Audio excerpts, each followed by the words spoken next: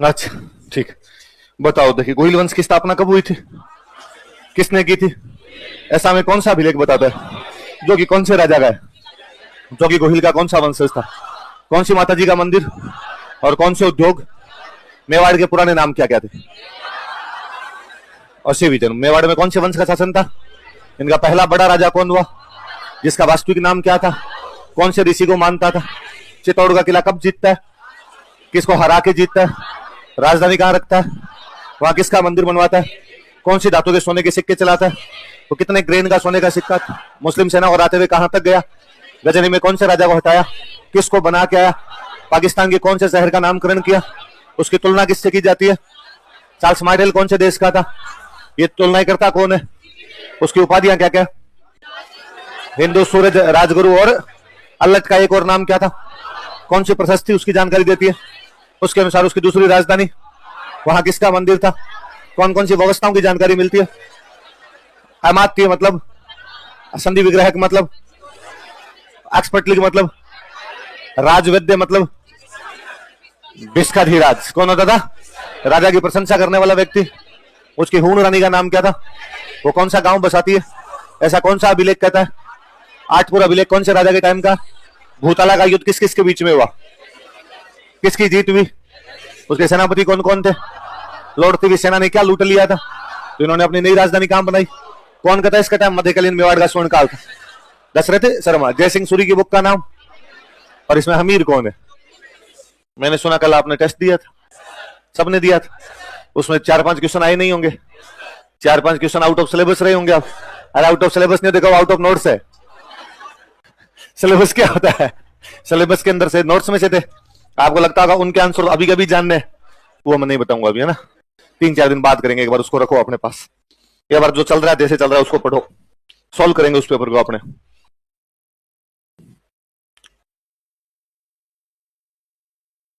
अगला राजा लिखो, रतन सिंह। हाँ, स्क्रीन नहीं चल रही क्या भाई सुनील? स्क्रीन नहीं चल रही तेरे? अभी चला देंगे, स्क्रीन चला दे। रतन सिंह तो लिख लोगे बिना स्क्रीन के? लिखो रतन सिंह 1302 से 1303।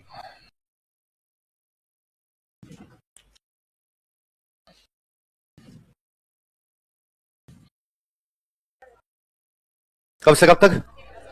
कौन है राजा? राजतंत्रों के दौर में एक आदमी राजा बनता, और हम पढ़ते हैं कि मेवाड़ में जो भी राजा बनते उनको क्या कहते थे? रावल। क्या बोलते? तो रतन सिंह एक बड़ा बेटा है राजा का, और वो तो क्या बन गया? राव। बाकी जो भाई हुआ करते उनको गांव मिलते, बाकी भाइयों को क्या मिला करते? किसी को 2 गांव दे दिए, तू यार ये 2 गांव का टैक्स संभाल लिया कर, तू ये 4 गांव ले ले, तू 1 गांव ले ले, किसी को 5 गांव दे दिए, ऐसे अलग अलग प्रकार के गांव बांट दिया करते थे। जिनको एक गांव दिए जाते, मतलब एक तो हो गया बंदा राजा, बड़ा भाई तो क्या बन गया? राजा। जिनको एक गांव मिलते उनको बोलते सामंत। क्या बोलते? एक बड़ी पावर के नीचे जो भी रहते हैं वो सारे कौन है? सामंत। पढ़ते हैं अपने कि कोई बड़ी पावर उसके अंडर में जो भी काम करेंगे उसके क्या हो जाएंगे? सामंत। 2 काम करेंगे, एक तो उस जगह का प्रशासन संभालेंगे, और जब भी इस राजा को जरूरत है तब इसकी तरफ से। पढ़ रहे? जब भाइयों को बांटता राजा, अपने भाइयों को सामंत बनाया करता था। ये जिन भाइयों को सामंत बनाए जाते, इनकी ये जो जमीन होती, इस जमीन को बोलते जागीर। क्या बोलते? या एक और शब्द लिया करते, ठिकाना। क्या मिला करता? तो भाई जो राजा बनता उसको मिल जाती राजधानी, और जो सामंत बनते उनको मिल जाते ठिकाने। तो ठिकाने का मालिक तो क्या कहलाता था? सामंत। और राजधानी का जो मालिक होता क्या कहलाता? राजा। क्योंकि मेवाड़ में राजा को क्या बोला करते? ये भाई होते, ये भी टाइटल लगा लिया करते। तो मेवाड़ के अंदर जो कई भाई होते टाइटल लगाते राणा। क्या लगाते? कि बड़े वाला भाई तो बन जाएगा रावल, और बाकी वाले जो भाई है जिनको ठिकाने वगैरह मिलेंगे नाम क्या लगाने लग जाते। यहाँ इस रतन सिंह का एक छोटा भाई था, उसका नाम था कुंभकर्ण। क्या नाम था? कुंभकर्ण नाम करके भाई था। या तो रावण का छोटा भाई था, और या रतन सिंह का छोटा भाई था। क्या नाम था? रावल तो कौन बनेगा यहाँ पे? रतन सिंह बनेगा। तो कुंभकर्ण के पास 2 तरीके, एक तरीका तो है कि भाई उसको 1-2 गांव दे दे, और वो 1-2 गांव के अंदर जाके बैठ जाए। कई बार कई छोटे भाइयों को लगता है कि ठीक है यार, बड़ा भाई राजा के लिए इसलिए बन गया क्योंकि मेरे से पहले पैदा हुआ। यदि पहले मैं पैदा हुआ होता तो मेवाड़ का राजा मैं बनता यार, मेरा नंबर आता। अब ठीक है, पापा ने बड़े भैया के लिए कह दिया बड़ा बेटा राजा बनेगा, और बड़ा बेटा ये है तो ये राजा बन जाएगा। अपने यार ये 1-2 ठिकाने लेके तो यहाँ पे नहीं रहे, अपनी योग्यता ज्यादा है, सितारों से आगे जहां और भी है अपने नया राज्य स्थापित करेंगे। और कई बार बड़े भाई वो जगह छोड़ के और कहीं चले जाते और अपना नया राज्य स्थापित कर लिया करते। और सपूत वही होता है जो बपोती छोड़ के नया बनाए। जो बपोती छोड़ के, कि बापू जमीन छोड़ के गए, वही जमीन में अपनी खेती कर रहे हैं, बापू बिजनेस छोड़ के गए, उसी बिजनेस में अपने खेती कर रहे हैं, फिर क्या मतलब? वो तो कोई संभाल ले। यदि वो छोड़ के दूसरा कोई नया काम करे, उनको हमने सपूत का कि लीक लीक तो सब चले, लीक ही चले कपूत। लीक मतलब लाइन, एक लाइन पे तो सभी चलते हैं, कपूत होते हैं वो भी उसी लाइन से चलते हैं। तीन लोग उल्टे चले, शायर सिंह सपूत। सपूत जो होता है उस लाइन का पालन नहीं करता, वो अपनी लाइन अलग बनाता है, खुद बनाता है। कुंभकर्ण लगा लाइन अलग बनाएंगे अपनी। कुंभकर्ण यहां से पहाड़ों की तरफ निकल गया, हिमालय की तरफ निकल गया, नेपाल चला गया। कहां चला गया? गोहिल वंश की स्थापना नेपाल में जाके करता है। तो मेवाड़ का कौन सा एक राजकुमार नेपाल में गोहिल वंश की स्थापना करता है? उसका बड़ा भाई राजा था तो रावल लगाता था, उसके नाम क्या लगता था? राणा। तो नेपाल में गोहिल वंश की कौन सी ब्रांच शुरू हुई? मेवाड़ वाली ब्रांच तो कौन सी है? रावल। और नेपाल वाली ब्रांच कौन सी हो गई? उसका संस्थापक कौन है? हेडिंग डालो कुंभकर्ण। हाँ, रतन सिंह के अंदर एक और डाल लो, हेडिंग में हेडिंग डाल लो, राजा मत चेंज करना, इसी में हेडिंग तो डाल ही सकते हो। देखो यह रतन सिंह का छोटा भाई था, he was younger brother of Ratan Singh. यह रतन सिंह का छोटा भाई था, he was younger brother of Ratan Singh. यह रतन सिंह का छोटा भाई था, he was younger brother of Ratan Singh. इसने नेपाल में गोहिल वंश की राणा शाखा का शासन स्थापित किया था। ही established rule of Rana branch of Gohil dynasty in Nepal. इसने नेपाल में गोहिल वंश की राणा शाखा का शासन स्थापित किया था। ही established rule of Rana branch of Gohil dynasty in Nepal. इसने नेपाल में गोहिल वंश की राणा शाखा का शासन स्थापित किया था। ही established rule of Rana branch of Gohil dynasty in Nepal. तो कोई पूछे भाई नेपाल में गोहिल वंश की कौन सी ब्रांच थी? वो राणा ब्रांच थी। उसका संस्थापक कौन था? जो कि मेवाड़ के कौन से राजा का छोटा भाई था? रतन सिंह का क्या था? छोटा। तो इसका मतलब नेपाल के जो राजा थे और नाम के टाइटल क्या लगाते रहे होंगे? राणा टाइटल लगाते रहे होंगे। भारत में राजतंत्र समाप्त हो गया था 1947। राजा महाराजा कब बनने शुरू हुए? बंद हो गए 47। देश आजाद हुआ, देश आजाद होने के साथ ही राजा महाराजा बनने सारे के सारे। नेपाल में राजतंत्र रहा 2008 तक। कब तक रहा? यदि आप में से किसी ने सामान्य जानकारी उस टाइम की कोई दिमाग में रही या कभी किसी ने ध्यान दिया हो, तो नेपाल का जो लास्ट राजा था उसका नाम था राणा ज्ञानेन्द्र। क्या नाम था? नाम के पीछे क्या लग रहा है?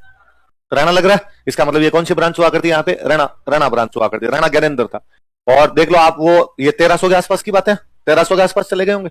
राजतंत्र खत्म हुआ है 2008, मतलब लगभग 700 साल, 600-700 साल मोटे मोटे उनका वहां पे राज रहा होगा। उसके बावजूद सारे के सारे रिलेशन राजस्थान में थे। नेपाल के ज्यादातर राजाओं की शादी राजस्थान में भी, अपने राजस्थान के खूब सारे राजाओं की शादी नेपाल के अंदर भी। राजस्थान खूब सारे राजा नेपाल में ज्यादा के ब्याह करके आया करते थे, क्योंकि उनको अंतिम समय तक ये आभास था कि हम आए कहां से? राजस्थान से, हम मेवाड़ से आए हैं। मुझे अब भी याद है कि 2008 में जब वहां पे क्रांति होने वाली थी, वहां क्रांति हुई, मतलब लोगों ने कहा कि भाई राजतंत्र खत्म करेंगे, क्या लेके आएंगे? लोकतंत्र। तो यूं खबरें थी इस प्रकार की कि यार यदि जनक्रांति हुई, लोगों ने वहां पे क्रांति की, तो राजा को पकड़ के मार सकते हैं। और दुनिया के कई देशों में ऐसा हुआ है। 1789 फ्रांस में क्रांति होती है 1789 में, और फ्रांस के राजा को पकड़ के मार दिया गया था। 1917 रशिया में रिवॉल्यूशन होती है, रशिया के राजा को भी पकड़ के, हो सकता है नेपाल में भी क्रांति हो, नेपाल के राजा को पकड़ के मार दिया जाए। यदि राजस्थान पत्रिका की हेडलाइन थी, यदि नेपाल के राणा ज्ञानेन्द्र को नेपाल में किसी भी प्रकार का थ्रेट महसूस हुआ, किसी भी प्रकार का खतरा महसूस हुआ, तो राजस्थान के सिक्कर में आकर शरण ले सकते हैं। कहां शरण ले सकते हैं? तो अपने लगता है यार नेपाल का राजा है, बड़ी चीज है यार अपने आप में, शरण लेनी है तो कोई अमेरिका इंग्लैंड में ले ले। इंडिया में यदि शरण लेनी हो तो दिल्ली बॉम्बे तो ले। पता लगता नहीं नेपाल के पास नहीं रहना, थोड़ा दूर जाना, क्या पता नेपाल वाले उठा के ले जाए, तो नीचे कहीं पुणे बेंगलोर चला जा। राजस्थान में भी शरण लेनी हो तो जयपुर उदयपुर तो ले। तू ठेठ चोमू रिंगस क्रॉस करेगा, फिर लास्ट में कहां पहुंचेगा? सिक्कर में पहुंचेगा। पर अखबार को वो हेडलाइन को उसको पूरा पढ़ते उसमें था कि क्योंकि नेपाल के राणा ज्ञानेन्द्र के राजकुमार पारस की शादी सिक्कर की राजकुमारी हिमानी के साथ हुई है, तो समझ में आता है हाँ यार बंदे के रिश्तेदार सिक्कर में रहते हैं। और संकट के टाइम में कोई भी आदमी कहां आना चाहेगा? रिश्तेदारों के बीच में आना चाहेगा। अभी 2000 आपने 20 और 21 में अपने तो कोरोना रहा, घरों से बाहर नहीं निकले, तीर्थ यात्रा वगैरह भी बंद कर दी थी। कुंभ का मेला आया बीच में, वो भी अपने सुना सुना से चला गया था, लोग नहीं गए कुंभ के मेले में इस बार ज्यादा। भाई कोरोना चल रहा था, सरकार की गाइडलाइन भी थी मत आओ भाई, आना ही मत यार, इधर चुपचाप ही कर लेंगे अपने। तो एक दिन अखबार की फिर मैं एक फोटो देख रहा था, अखबार में फिर आ रखा था, नेपाल के भूतपूर्व नरेश राणा ज्ञानेन्द्र अपने सहपरिवार, अपने परिवार के साथ कुंभ के मेले में डुबकी लगाते नजर आए। उससे आज भी इंडिया नहीं छूट रहा है उस आदमी से। उनको लगता है कि नहीं हमारा कोई देश है, तो देश कौन सा है? 1947 में आपका देश आजाद हो रहा था, नेपाल में राणा हुआ करते त्रिभुवन देव। राणा जी कौन थे? और राणा त्रिभुवन देव ने नेहरू जी को कहा कि नेहरू जी, नेपाल को भारत में मिला लीजिए, नेपाल को भारत का एक राज्य बना लीजिए। जैसे अपना एक राज्य यूपी, एक राज्य एमपी, एक राज्य बिहार, वैसे एक राज्य क्या बन जाएगा? नेपाल। नेहरू जी ने कहा नहीं नहीं नहीं, हम तो खुद ही 200 सालों की गुलामी के बाद अंग्रेजों को भगा रहे हैं, और अब हम किसी खुद ही दूसरे देश पे कब्जा कर लेंगे। लोग क्या कहेंगे कि जिन कामों के खिलाफ लड़ रहे थे अब खुद ही वही करने लगे। बाबूजी बैंगन खावे, लोगों ने परहेज बतावे, हम कैसे कर सकते हैं बातें? त्रिभुवन देव ने कहा कि नहीं नेहरू जी, इसमें कब्जा करने की कहां बात है, हम आपके स्वाभाविक दोस्त हैं, स्वाभाविक भाई हैं आपके, और हमारा तो यार मैप भी आप देखोगे तो हम तुम्हारे अंदर हैं, नेपाल देख लो अपने अंदर है नेपाल एकदम, तो यार मिला लीजिए। नेहरू जी ने कहा कि नहीं नहीं नहीं, आपको मिलाने की कोई आवश्यकता नहीं, हम आपके बड़े भाई हैं, आपको किसी भी बात की टेंशन हो तो वैसे ही आके बता देना, तो हम यार आपकी कोई कमी होगी तो पूर्ति कर देंगे। क्या कमी है वैसे आपके? आप अलग बैठे हो, हम अलग बैठे हैं, भाई भाई बंटवारा हो रखा है, ठीक है, इवन आपके सारे लोगों को हम नौकरी दे देंगे। नेपाल का कोई आदमी इंडिया में आके नौकरी मांगेगा तो उसको नौकरी के लिए मना, भारत सरकार नेपाली नागरिकों को नौकरी देती है। और बाकी चीजों में छोड़ो, सेना तक में पूरी रेजिमेंट है हमारे पास, गोरखा, पूरी गोरखा रेजिमेंट है। 99 का यदि अपने युद्ध जीता है तो गोरखा रेजिमेंट का बहुत बड़ा योगदान है, तो हमने कहा सेना तक में भी हम आपको नौकरी दे दें, अपने बीच में बॉर्डर वॉर्डर जैसा भी कुछ नहीं होगा, तुम्हारे वाले हमारे इधर आ जाएंगे, हमारे वाले तुम्हारे उधर चले जाए। वो तो बाद में हमने उधर सेना लगाई है नेपाल बॉर्डर पे, अब ये 2000 के बाद में, जब ये आपने पता चला कि साहब पाकिस्तान वालों का आने का रूट अब ये है, पाकिस्तान वाले आतंकवादी बाद में पहले जाते काठमांडू, काठमांडू से आ जाते इधर, तो बाद में हमने वहां पे वो थोड़ा लगाया कि नहीं यार करो यार, चेक तो करो कौन आ रहा है उधर से, कौन नहीं आ रहा है। गोरखाओं का और बाकियों का तो पता भी चल जाएगा, नेपाली कोई आएगा छोटे छोटे से आते हैं, कोई दूसरा आ रहा है तो अपने को पता चलेगा, और दूसरा तो चेक तो करो कौन है कौन नहीं है। तो हमारे फिर वो जाके सेना वेना लगाई। तो हमने कहा यार, नेहरू जी ने कहा कि अरे त्रिभुवन देव, आपको चिंता करने की कोई आवश्यकता नहीं, और आपको कोई भी चीज की कमी होगी हम पूर्ति कर देंगे। और क्या कमी है? आप अलग से रहो, हम अलग से रहे। उसने कहा नेहरू जी कमी है, हम लैंड लॉक कंट्री है। कैसी कंट्री है? लैंड लॉक कंट्री वे होती है जिनके चारों तरफ समुद्र नहीं होता, वे देश जिनके किसी भी तरफ समुद्र नहीं है, उनको क्या बोला जाता है? लैंड से लॉक, चारों तरफ धरती धरती है। और जो लैंड लॉक कंट्री होती है व्यापार कहां से करेगी? व्यापार का साधन तो जल मार्ग है, जल तो आपके पास में ही नहीं, समुद्र तो आपके पास में ही नहीं। तो उन्होंने कहा साहब ये कहां से करेंगे? कोई सामान मंगवाना किसी देश से कहां मंगवाएंगे? नेहरू जी का चिंता मत करो, हम आपको 2 बंदरगाह देते हैं, कलकत्ता और विशाखापट्टनम। कौन कौन से 2 बंदरगाह देते हैं? नेपाल को आज भी किसी भी देश से कोई सामान मंगवाना होता है, पहले आता है विशाखापट्टनम, फिर ट्रक में भर के जाता है काठमांडू, पहले आता है कलकत्ता, बाद में ट्रक में भर के भेजते हैं हम वहां काठमांडू उनके। तो नेपाल को हमने 2 बंदरगाह दिए, भाई आप हमारे स्वाभाविक मित्र हो। तो नेपाल कितना अच्छा मित्र रहा होगा कि उनका एक राजा ये तक बात कर रहा था कि हम तुम्हारा में क्या कर देते हैं अपना विल। और ये कोई भाई मैं नहीं कर रहा अपनी तरफ से बात, ये प्रणब मुखर्जी की बुक का किस्सा है। प्रणब मुखर्जी तो भारत के महामहिम राष्ट्रपति रहे हैं, उनका ये किस्सा है कि साहब उस समय नेपाल वाले तो यहां तक तैयार थे। 2008 तक जब तक उनके राजतंत्र रहा था तब तक इस प्रकार की भावनाएं थी, राजतंत्र खत्म होने के बाद वहां यार लोकतंत्र। राजतंत्र तो राजाओं का था, राजा सारे कहां से गए हुए थे? इंडिया से, इसलिए उनमें भावना थी कि अपने इंडिया के साथ रिलेशन अच्छे होने चाहिए। लोकतंत्र में नेता, नेताओं को जिधर से हड्डियां मिली उधर चले गए। अब चाइना ने लॉलीपॉप चुसाने शुरू किए उनको, इसलिए नेपाल में अब जो पंगा चल रहा है उस पंगे का ये कारण है।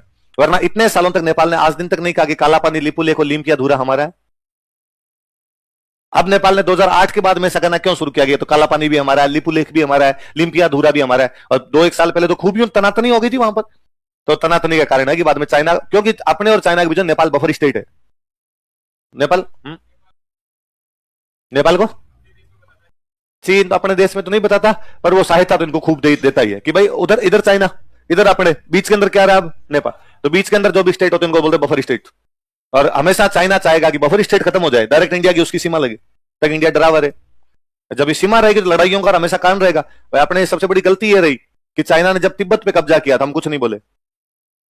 पहले तिब्बत एक अलग देश हुआ करता था, 1959 में चाइना तिब्बत पे कब्जा कर लेता है, और जब तिब्बत पे कब्जा किया तब हम चुप बैठे रहे, कोई नहीं तिब्बत पे किया, अपने पे थोड़ी किया। उस दिन हमें विरोध करना चाहिए था कि तिब्बत पे कैसे कर सकते हो। उल्टा इंडिया ने तिब्बत पे जब चाइना ने कब्जा किया हमने मान्यता और दे दी कि हाँ तिब्बत तुम्हारा रखो रखो रखो। और जैसे तिब्बत पे कब्जा खत्म, अब चाइना की बाउंड्री अरुणाचल प्रदेश है। अब चाइना की बाउंड्री क्या है? उन्होंने 2 साल लगाए, बाद अरुणाचल प्रदेश को कब्जे में ले लिया, आधा अरुणाचल प्रदेश खा गए 62 के अंदर वो। तो बफर स्टेट बीच में से कभी भी खत्म नहीं होना चाहिए, बफर स्टेट मजबूती देते हैं हमेशा। नेपाल को भी ये समझ में आ गया कि अपने बफर स्टेट है, और अपनी जरूरत चाइना को भी, और अपनी जरूरत किसको है? अब इंडिया इतने दिन इंडिया को लगता है भाई तो है, और इंडिया टेकन फॉर ग्रांटेड लेने लग गया। वह नेपाल तो अपना ही है, नेपाल अपना क्या कर सकता है? तो नेपाल ने बारे घोचे करने शुरू किए, लिपुलेख, लिम्पिया धूरा, काला पानी, ये मेरा। अरे यार इतने साल तक हम लड़े नहीं साहब। अब उधर चाइना से पेटी आई थी पूरी एक, और चाइना वालों ने कहा था क्या करना है क्या नहीं करना है ना। तो नेपाल भारत के मूल के अंदर कहीं ना कहीं जड़े हैं, कि नेपाल की जो जड़ें वो भारत से, नेपाल का जो राजतंत्र था वो भारत से। और कौन बंदा गया था उधर अपना, याद रहेगी बात है, किसका छोटा भाई है? चलो ठीक है, इसी में हेडिंग और डालो, देखो पद्मिनी, आपका फेवरेट टॉपिक? हाँ, ये लिख लो, पद्मिनी।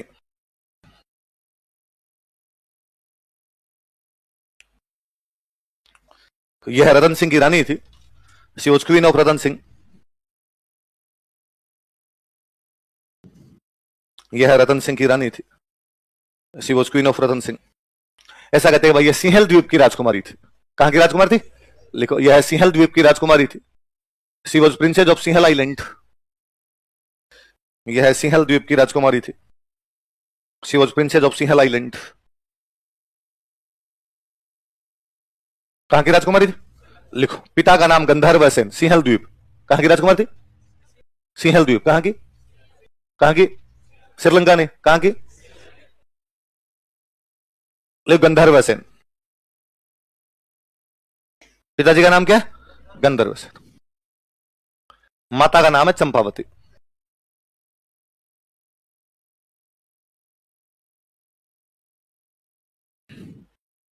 पिताजी का नाम क्या था? माता का नाम क्या था? चंपावती। पिताजी का नाम, माता जी का नाम। कहां की राजकुमारी थी और किसकी रानी थी? रतन। ऐसी कहानियां हैं कि रतन सिंह जी अपने मेवाड़ में राज कर रहे थे और एक दिन उनके पास एक तोता आया। कौन आया उनके पास में? और तोते ने आगे रतन सिंह जी को कहा, रतन सिंह जी, यहां से 7 समंदर पार। कितने समंदर पार? 7 समंदर पार एक बहुत सुंदर सुंदर राजकुमारी रहती है। वो क्या बताऊं मैं आपको, इतनी सुंदर है कि पानी भी पीती तो यहां से दिखाई देता है। रतन सिंह का भाई बता यार कहां है? ये रतन सिंह जी तोते के पीछे पीछे चले गए। इतिहासकार ऐसा कहते हैं कि सिंहल द्वीप आज का श्रीलंका है। सिंहल द्वीप आज का क्या है? वहां गए, उस समय वहां का जो राजा था वो राजा कौन था? गंधर्व। और ये उसकी राजकुमारी थी पद्मिनी। रतन सिंह जी आप कैसे घुस जाए भाई महल में? तो कैसे घुसो आप? कई दिन चक्कर काटे इधर उधर के अंदर घुसने, कोई तरीका हो तो। तरीका नहीं बचा, तरीका मिला नहीं कोई। रुपए टक के पैसे जो लेके गए थे वो खत्म हो गए पास में से। तो बाद में रतन सिंह जी बन गए वहां सन्यासी और 7 साल तक जोगी बन के घूमते रहे। कितने साल तक? 7 साल बाद में दिन इस गंधर्व सेन ने देख लिया और गंधर्व सेन ने कहा, यार यंग मैन अच्छे घर के मालूम होते हो, इस भरी युवा अवस्था में एकदम इस प्रकार से योग धारण करने का, संन्यास धारण करने का क्या कारण रहा तुम्हारा? कौन हो तुम? और रतन सिंह जी ने कहा, साहब मैं मेवाड़ का राजा हूं, तो इधर जोगी बन के क्यों घूम रहे हो? क्या कारण है इसका? साहब इसका कारण आपके महलों में मौजूद है। और श्रीलंका के राजा को पता चला कि रतन सिंह जी मेरी राजकुमारी से ब्याह करने के लिए आए हैं। श्रीलंका वालों की कितनी औकात की मेवाड़ के राजा को मना करे? श्रीलंका बड़ा छोटा सा देश, हमारे देश का मैप लाते हैं, श्रीलंका का मैप फ्री आता है, साथ में आ जाता है। और उनका साहब धन घड़ी धन भाग, आप तो शादी करके जाओ। और कहते हैं रतन सिंह जी पद्मिनी से शादी करके वापस आ गए, हंसी खुशी चित्तौड़ के अंदर अपने दिन व्यतीत कर रहे थे। और रतन सिंह जी के दरबार में एक पंडित जी हुआ करते, जिन पंडित जी का नाम था राघव चेतन। क्या नाम था? राघव। जो बड़े विद्वान आदमी थे, इंटेलिजेंट बंदे थे। पर एक दिन राघव चेतन ने रानी पद्मिनी को देख लिया, गिर गए। ये बात रतन सिंह जी को पता चली। रतन सिंह जी ने कहा, पंडित जी इतनी खोटी नीयत आपकी, और आज के बाद दिखाई देगा ना मैं टांगे तोड़ दूंगा। राघव चेतन को निकाल दिया यहां से। राघव चेतन अब कहां जाए? तो दुश्मन का दुश्मन हमेशा अच्छा दोस्त होता है। उन दिनों दिल्ली में सुल्तान है अलाउद्दीन खिलजी, और राघव चेतन किसके पास चला गया? योग्य लोगों की हर जगह कद्र हुआ करती थी। अलाउद्दीन खिलजी ने जाते कहा, आओ आओ पंडित जी बैठो बैठो, आगे आगे पहली लाइन में बैठो आप, और बताओ क्या समाचार है? पंडित जी का मजे है मेरे तो। तू बता सुल्तान तेरे क्या? सुल्तान ने कहा, मेरे आपसे ज्यादा मजे है, मैं हिंदुस्तान का सुल्तान हूं। अरे बोला है तू, मजे रतन सिंह के हैं। और उसने पूरी बात बताई। कहां जी रहा है तू? अलाउद्दीन को पता चला, अच्छा ये बात है। तो अलाउद्दीन ने कहा, मैं हमला करूंगा। तो क्या अलाउद्दीन को पद्मिनी की सुंदरता के बारे में बताने वाला बंदा कौन था? लिखो, राघव चेतन ने अलाउद्दीन को पद्मिनी की सुंदरता के बारे में बताया था। Raghav Chetan told Alauddin about beauty of queen Padmini. Raghav Chetan told Alauddin about beauty of queen Padmini. Raghav Chetan ने अलाउद्दीन को पद्मिनी की सुंदरता के बारे में बताया था। Raghav Chetan told Alauddin about beauty of queen Padmini.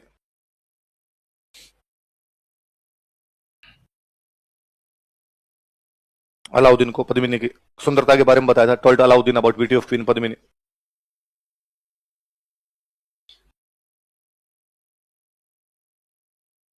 फिर कहानी आ गई भाई, अलाउद्दीन खिलजी यहां पर हमला कर देता अपने चित्तौड़ पे।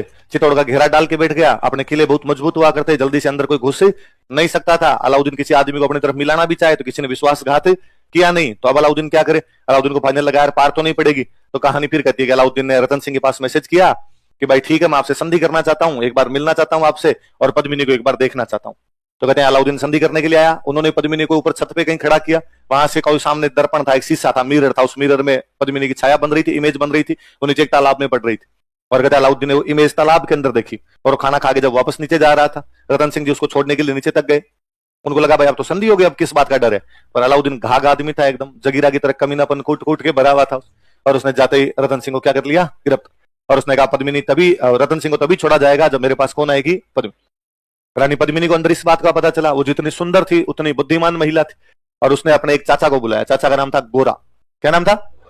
एक भतीजे को बुलाया जिसका नाम था बादल। चाचा भतीजा क्या क्या नाम थे? उन गोरा बादल को बुला कहा कि भैया अब राखी के बंधन को निभाने का समय आ गया है, वो फर्ज आप निभाइए, और ये कंडीशन हो गई। इन तीनों ने मिलकर अपनी मीटिंग की, अलाउद्दीन के पास मैसेज किया कि रानी पद्मिनी तुम्हारे पास आने के लिए तैयार है, पर रानी अकेली तो आएगी नहीं, उसके साथ उसकी खूब सारी नौकरानियां हो रहे, तो सब लोग आएंगे। अलाउद्दीन का आने दो, सबको आने दो। तो कहा साहब पहले रानियां पालकियों में बैठ बैठ के जाया करती, तो कहा एक एक पालकी का 700 पालकियां भेजी जाएगी साथ। कितनी पालकियां? 700 नौकरानियां साथ में भेजी जाएगी। आगे आगे वाली पालकी में तो पद्मिनी खुद बैठी, नीचे एक पालकी को उठाने के लिए 6 आदमी हुआ करते, पालकी उठाने के लोग चाहिए, तो 2 हट जाते, 2 लग जाते, फिर 2 हट जाते, 2 लग जाते, वैसे लोग हुआ करते। तो 6 लोग नीचे वाले और हुए, तो 700 के साथ 6 वो करोगे तो 4200 आदमी तो वो हो गए। और 600 अंदर जो महिलाएं, 700 अंदर जो महिलाएं बिठानी थी वो भी उन्होंने महिलाएं नहीं बिठाई, वो भी सारे सैनिक ही बिठा लिए उन्होंने, और 5-1000 लोगों की अपनी टीम तैयार की। अलाउद्दीन के कैंप के पास गए, अलाउद्दीन को जाकर भाई पद्मिनी लास्ट बार रतन सिंह जी से मिलना चाहती थी, उसने कहा मिला दो भाई, उस कैंप में रतन सिंह बैठा है, मिला दो ले जाकर। पद्मिनी जितनी सुंदर थी, जितनी बुद्धिमान थी, उतनी वीर थी। रतन सिंह के पास जो 4-5 उनके खड़े थे, गार्ड खड़े थे, उन गार्ड को उसने मार दिया, और रतन सिंह को लेके वहां से फरार हो गई, वापस से तोड़ आ गई। अलाउद्दीन को ये पता चला कि भाई पद्मिनी तो गई, वो गई, साथ में किसको ले गई? रतन सिंह को। अलाउद्दीन ने लड़ने की तैयारी की, इतने में पालकियों से वो योद्धा तैयार थे, गोरा बादल तैयार थे, वहां पे अलाउद्दीन के साथ लड़ाई करते हैं। ऐसा कहा जाता है कि उस लड़ाई में गोरा काम आ जाता है। कौन काम आ जाता है? और बादल वापस अपनी बाकी सेना को लेकर पीछे हटते हटते हटते हटते वापस कवर देते हुए पद्मिनी को, भाई ये वहां तक नहीं पहुंच सके, चित्तौड़ के किले में घुस गए, चित्तौड़ के किले के दरवाजे बंद कर लिए। कि अब अलाउद्दीन खार खा गया, अब उसने कहा अब तो मैं जाऊंगा ही। तो उसने 8 महीने का घेरा डाला। कितने महीने बैठा रहा? 8 महीने बाद अंदर का किले का पानी खत्म हो गया, अंदर किले का जो अनाज था वो समाप्त हो गया। अंदर वालों ने सोचा कि भूखा और प्यासा मरा जाए, इससे अच्छा तो अपने क्या कर लेते हैं, साका। तो 1303 में इन लोगों ने साका कर लिया। कब साका कर लिया? 1303 के अंदर। साके में 2 चीजें होती है, एक होता है जोहर और एक क्या होता है? तो पद्मिनी तो क्या कर लेती है, जोहर, और रतन सिंह जी क्या कर लेते हैं। ऐसी कहानी मलिक मोहम्मद जायसी लिखता है। कौन लिखता है? एक यूपी का एक राइटर हुआ था, इसका नाम है मलिक मोहम्मद जायसी। क्या नाम है राइटर का? जिसने एक बुक लिखी, इस बुक का नाम है पद्मावत।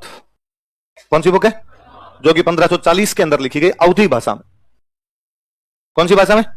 अयोध्या के आसपास का जो इलाका उसको बोलते हैं अवध, और जो अवध की भाषा है वो भाषा कौन सी हो गई? हनुमान चालीसा पढ़ा है? हनुमान चालीसा पढ़ा होगा? हनुमान चालीसा की भाषा अवधी है। हनुमान चालीसा जिस भाषा के अंदर, वो भाषा कौन सी है? इसी अवधी भाषा में हमने कौन सा एक बुक लिखी? कब लिखी गई? किसने लिखी? मलिक मोहम्मद जायसी। लिखो 1540 ईस्वी में, इन 1540 एडी। किसी में लिखे ना, पद्मिनी वाले में, 1540 ईस्वी में, इन 1540 एडी। मलिक मोहम्मद जायसी ने, मलिक मोहम्मद जायसी, मलिक मोहम्मद जायसी ने अवधी भाषा में पद्मावत नामक पुस्तक लिखी थी। Wrote a book named Padmavat in Awadhi language. Awadhi भाषा में पद्मावत नामक पुस्तक लिखी थी। Wrote a book named Padmavat in Awadhi language. Awadhi भाषा में पद्मावत नामक पुस्तक लिखी थी। Wrote a book named Padmavat in Awadhi language. कौन सी भाषा में लिखी थी? अवधी भाषा। कौन सी बुक लिखी थी? पद्मावत।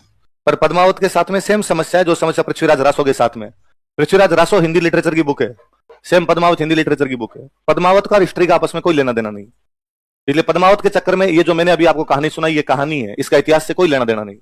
इसमें ऐतिहासिक बात केवल इतनी है कि अलाउद्दीन ने 1303 में हमला किया था, वरना इस कहानी में यदि थोड़ी सी भी कोई हिस्ट्री ढूंढने की कोशिश करे तो समझ में आ जाए कि सिवाय गप के कुछ ही नहीं है। रतन सिंह का टाइम पीरियड बताओ कब से कब तक है? 2 से कितने साल? कहानी कहती है 7 साल तो जोगी बन के घुमा। ऐसे कहां तोते हैं जो ये सूचनाएं देते हैं? फिर तो एक आधा आप ही पार लो, जो कभी आपको ही कहे कि भाई अपनी गली में पीछे की साइड में वो कुधर किया कर यार, थोड़ा ढंगा है, मैं देख के आया था कल, वहां मन बहलेगा तेरा। ला पाओ नहीं ला पाओ, कम से कम जाके यूं आंखें तो हरी करके आओ आप भी। नहीं होते ना ऐसे तोते। और इवन अपने यहाँ पे स्टूडेंट पढ़ने के बाद, अरे सर तोते का नाम और था उसका, हीरामन तोता। अरे भारत में हर तोते को हीरामन कहते हैं, अपने हर तोते का नाम ही हीरामन हुआ करता था। फिर भी कोई स्टूडेंट कांस्टेबल की तैयारी करके आता ना, कहता सर तोते का नाम नहीं बताया, देखो आप। फिर मलिक मोहम्मद जायसी ने यह लिखा है कि सिंघल की राजकुमारी थी। कहां की राजकुमारी थी? अपने वाले निकाल के ले आए कि सिंगल सिंहल है। सिंगल क्या है और सिंहल श्रीलंका है। मगर यार कितनी कॉन्ट्राडिक्टरी बात करते हो तुम। पहले तो कहते हो पद्मिनी इतनी सुंदर थी, इतनी ज्यादा सुंदर थी, इतनी ज्यादा सुंदर थी कि नक लगे लोई आवे, कि नाखून लग जाए तो भी क्या आ जाए, खून, इतनी सुंदर रही होगी। और फिर बाद में कहते हो श्रीलंका की थी। हमारा देखे हुए नहीं श्रीलंका के लोग, उनका फूटरापन जो टपक रहा हमसे, और क्रिकेट टीम हमारी देखी हुई है, उनके हाथ के दिए बोरिए नहीं पाए किसी को। थोड़ा बहुत तो कम से कम यार करते, ठीक ठाक सा मीटर लेके आते एकदम। अच्छा, बाद में केवल इस एक हिंदी की बुक को पढ़ के हमने हिस्ट्री लिख ली। यदि थोड़ा बहुत कोई पद्मिनी की ऐतिहासिकता के बारे में भी जानना चाहता तो राजस्थान के सोर्स कबाड़ लेता, कि राजस्थान के बारे में थोड़ा बहुत पढ़ लेता। अपने यहां बीकानेर के अंदर एक जगह पड़ती है पुगल। कौन सी जगह? पुगल नाम की जगह पड़ती है बीकानेर। और अपने यहां पे मतलब आम आदमी, एकदम अनपढ़ आदमी, बूढ़े ठाडे डोकरे जो गांव के अंदर बैठे होंगे, वो कह देंगे कि पद्मणी पुगल की थी। पद्मणी कहां की थी? मतलब आज भी यदि गांव में कोई लड़का नखरे करे कि भाई इस लड़की से शादी नहीं करूंगा, तो पतली नहीं है, तो लंबी नहीं, तो घर वाले कह देते हैं अरे देख लेंगे कौन से पुगल की पद्मणी आएगी। पद्मणियां तो आज भी कहां की मानी जाती है? आज भी किसी सुंदर लड़की की तारीफ करनी हो तो अरे पुगल की पद्मणी है, तो पद्मणी तो पुगल की है। बाकी साफ साफ अपने दोहे मिलेंगे खूब सारे कि पुगल गडरी पद्मणी तू रानी सिरमोड़, जैसलमेर जलम लियो न परनीगढ़ चित्तौड़। ये पुगलगढ़ की पद्मिनी तू सभी रानियों में सिरमोड़ है। सिरमोड़ तो समझ गए? जैसलमेर जलम लियो। उस समय जो पुगल था, बीकानेर रियासत होती नहीं थी, ये रियासत हुआ करती यहाँ पे जैसलमेर। तो तू जैसलमेर रियासत में पैदा हुई और परनीगढ़ चित्तौड़, और कौन से गढ़ में जाके तेरी शादी हुई? दोहा साफ साफ तो बता रहा है आपको। अब आपका पुगल बीकानेर के अंदर ठेठ पाकिस्तान बॉर्डर पे पड़ा है। कभी मलिक मोहम्मद जायसी जो यूपी के जौनपुर का रहने वाला है, कहां का रहने वाला है, इसलिए पुगल पुगल पुगल पुगल वहां तक पहुंचते पहुंचते सिंगल हो गया, तो उसने सिंगल बोलना शुरू कर दिया। और आपकी किताबों वालों ने सिंगल को क्या कहना शुरू कर दिया? जो मैं पहले दिन से आपको बताता हूं कि हमने हिस्ट्री के साथ में सबसे बड़ा कांड ये किया कि हमने उसका आगे बड़ा ही हटा दिया। हम स्टोरी पढ़ते हैं, क्या पढ़ते हैं? तो बाकी इस कहानी में कोई ऐतिहासिकता नहीं। कि जब अलाउद्दीन खिलजी ने पद्मिनी के लिए आक्रमण किया तो भी रणथंभौर पे क्यों किया? वहां कौन सी पद्मणियां थी? उसने सिवाना पर क्यों कर दिया अटैक? उसने जालोर पर अटैक क्यों कर दिया? और पूरे साउथ इंडिया पर अटैक कर गया। वो दिल्ली का पहला सुल्तान है मध्यकाल का जिसने साउथ इंडिया पर अटैक कर दिए थे। आक्रमणों का कारण साम्राज्यवादी नीतियां होती है, न कि पद्मणियां। कोई राजा इतना भी मूर्ख नहीं होता कि इस प्रकार से इसलिए अटैक करता घूमे। और कांच में से दिखाया, कांच में इमेज दिखी, उसने तालाब में देखा, सिवाय बच्चों की चित्र कथाओं और परी कथाओं के अलावा कुछ ही नहीं है। इसलिए इन चीजों पर कभी भी यकीन है। फिर मैंने बता दिया कि जहां ना पहुंचे रवि, कविताओं के लिए कहा जाता है कि कविताओं में कवि इमेजिन करता है, कवि कल्पनाएं करता है, और कवि की कल्पनाओं के अंदर पद्मिनी की उस प्रकार की बातें कर ली गई। उनके ऐतिहासिक सूत्र हमें किसी प्रकार के देखने को, पहले बड़ी बात है आपके, लिखो, लाइन चेंज करके लिखो। ये हो गया पद्मिनी वाला हो गया ना, थोड़ा सा नीचे अलग से लिखना। 1303 ईस्वी में, इन 1303 एडी, 1303 ईस्वी में अलाउद्दीन खिलजी ने चित्तौड़ पर आक्रमण किया। Alauddin Khilji attacked on Chittor.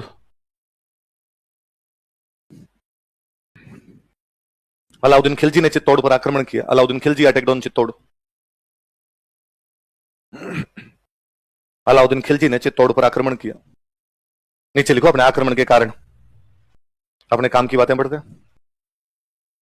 आक्रमण के कारण, कॉजेज ऑफ अटैक।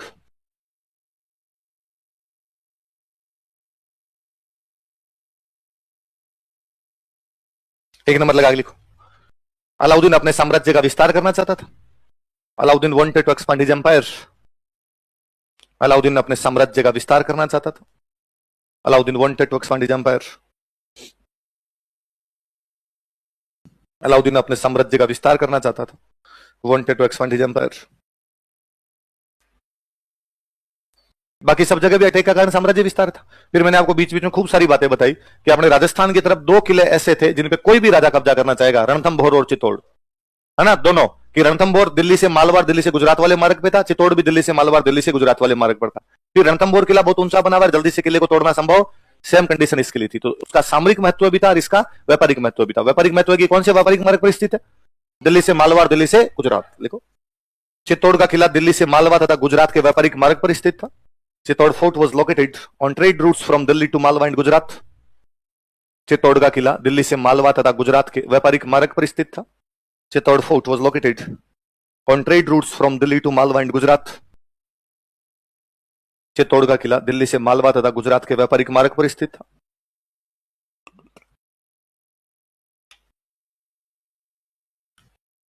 दिल्ली से मालवा तथा गुजरात के व्यापारिक मार्ग पर स्थित था। Was located on trade routes from Delhi to Malwa and Gujarat. तीसरा लिख लो, चित्तौड़ का किला अपने सामरिक महत्व के लिए प्रसिद्ध था। Chittor fort was famous for its strategic importance. Chittor का किला अपने सामरिक महत्व के लिए प्रसिद्ध था। चित्तौड़ फोर्ट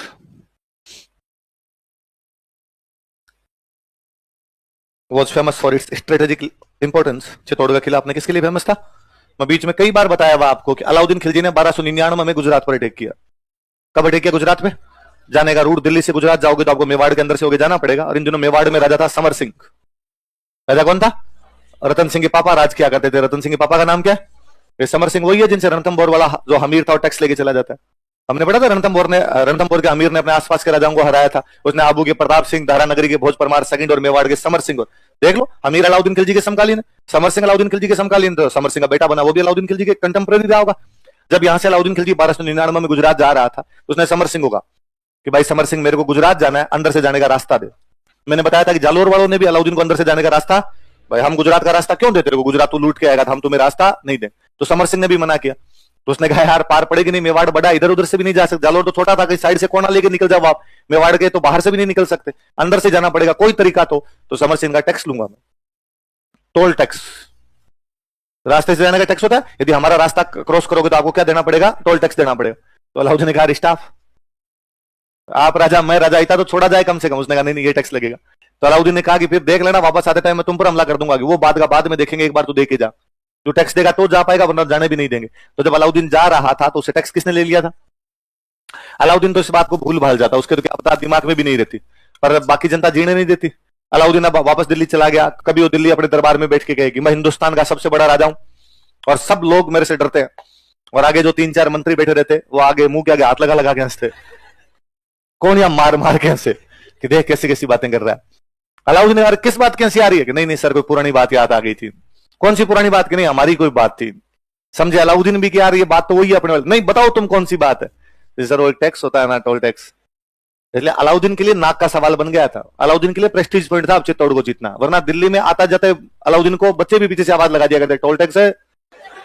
तो अलाउद्दीन को लगता है टाबर ही नहीं जीने देंगे तो अपने को। लिखो,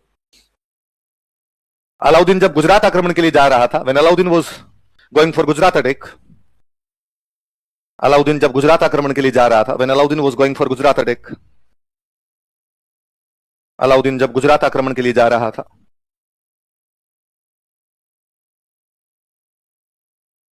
when Alauddin was going for Gujarat attack, Alauddin जब गुजरात आक्रमण के लिए जा रहा था, तब मेवाड़ के समर सिंह ने, देन समर सिंह ऑफ मेवाड़, तब मेवाड़ के समर सिंह ने, देन समर सिंह ऑफ मेवाड़, मेवाड़ के समर सिंह ने उससे कर वसूल कर लिया था। कलेक्टेड टैक्स फ्रॉम हिम, उसे कर वसूल कर लिया था। कलेक्टेड टैक्स फ्रॉम हिम, उससे कर वसूल कर लिया था। कलेक्टेड टैक्स फ्रॉम हिम, किससे कर वसूल कर लिया था?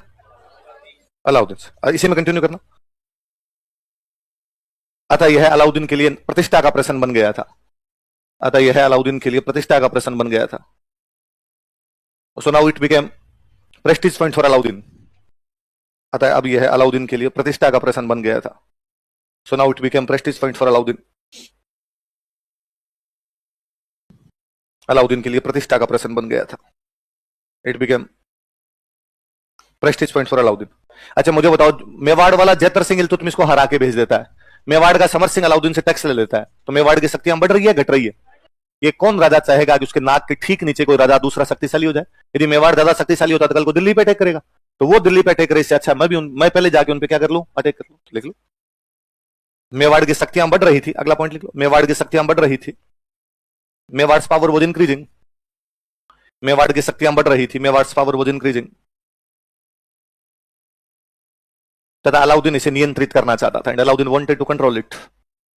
तथा अलाउद्दीन इसे नियंत्रित करना चाहता था, and Alauddin wanted to control it. Alauddin इसे नियंत्रित करना चाहता था, Alauddin wanted to control it.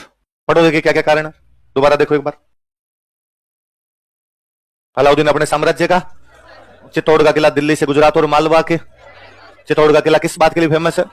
सामरिक महत्व के लिए। और जब समर सिंह ने वो गुजरात के लिए जा रहा था, समर सिंह ने उससे क्या ले लिया था? टैक्स ले लिया था। और ये जो है उसके लिए किसका प्रश्न बन गया था? और बात की मेवाड़ की शक्तियां वो बढ़ रही है। अलाउद्दीन इन शक्तियों को क्या करना चाहता है?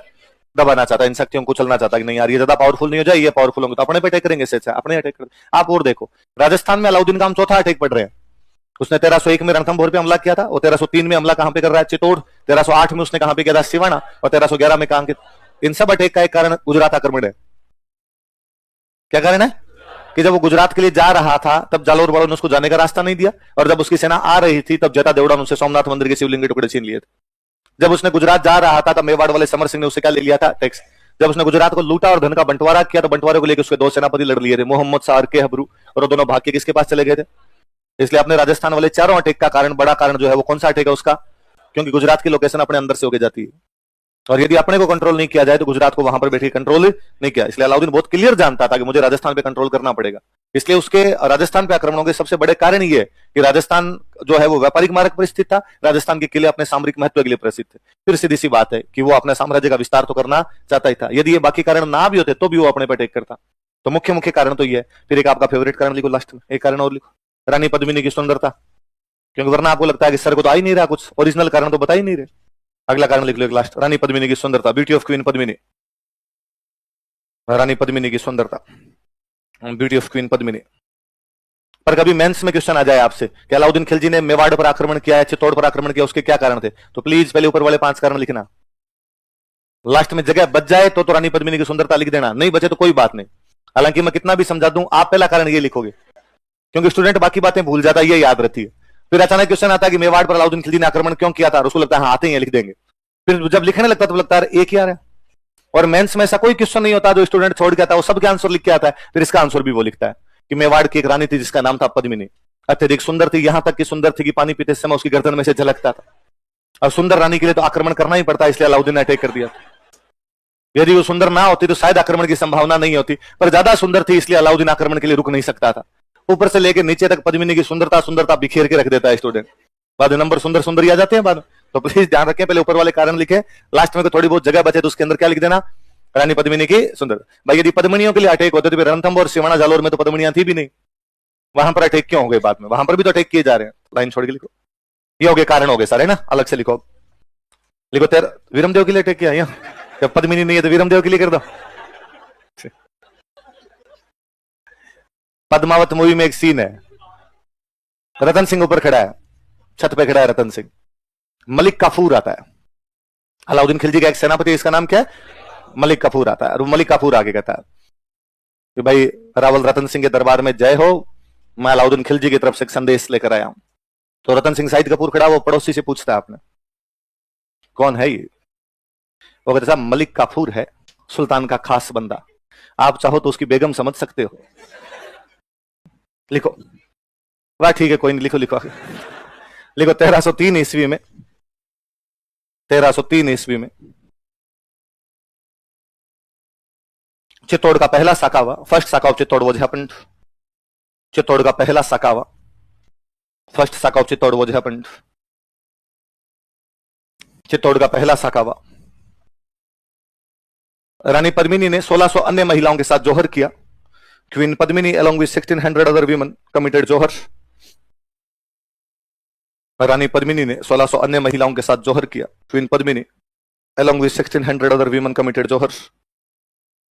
रानी पद्मिनी ने 1600 अन्य महिलाओं के साथ जोहर किया। Queen Padmini along with 1600 other women committed Johar. Line change करके लिखो, रतन सिंह के नेतृत्व में केसरिया किया गया। Kesariya took place under leadership of Ratan Singh. Ratan Singh के नेतृत्व में केसरिया किया गया। Kesariya took place under leadership of Ratan Singh. Ratan Singh के नेतृत्व में केसरिया किया गया। लिखो रतन सिंह के सेनापति गोरा तथा बादल, कमांडर्स ऑफ रतन सिंह। रतन सिंह के सेनापति गोरा तथा बादल।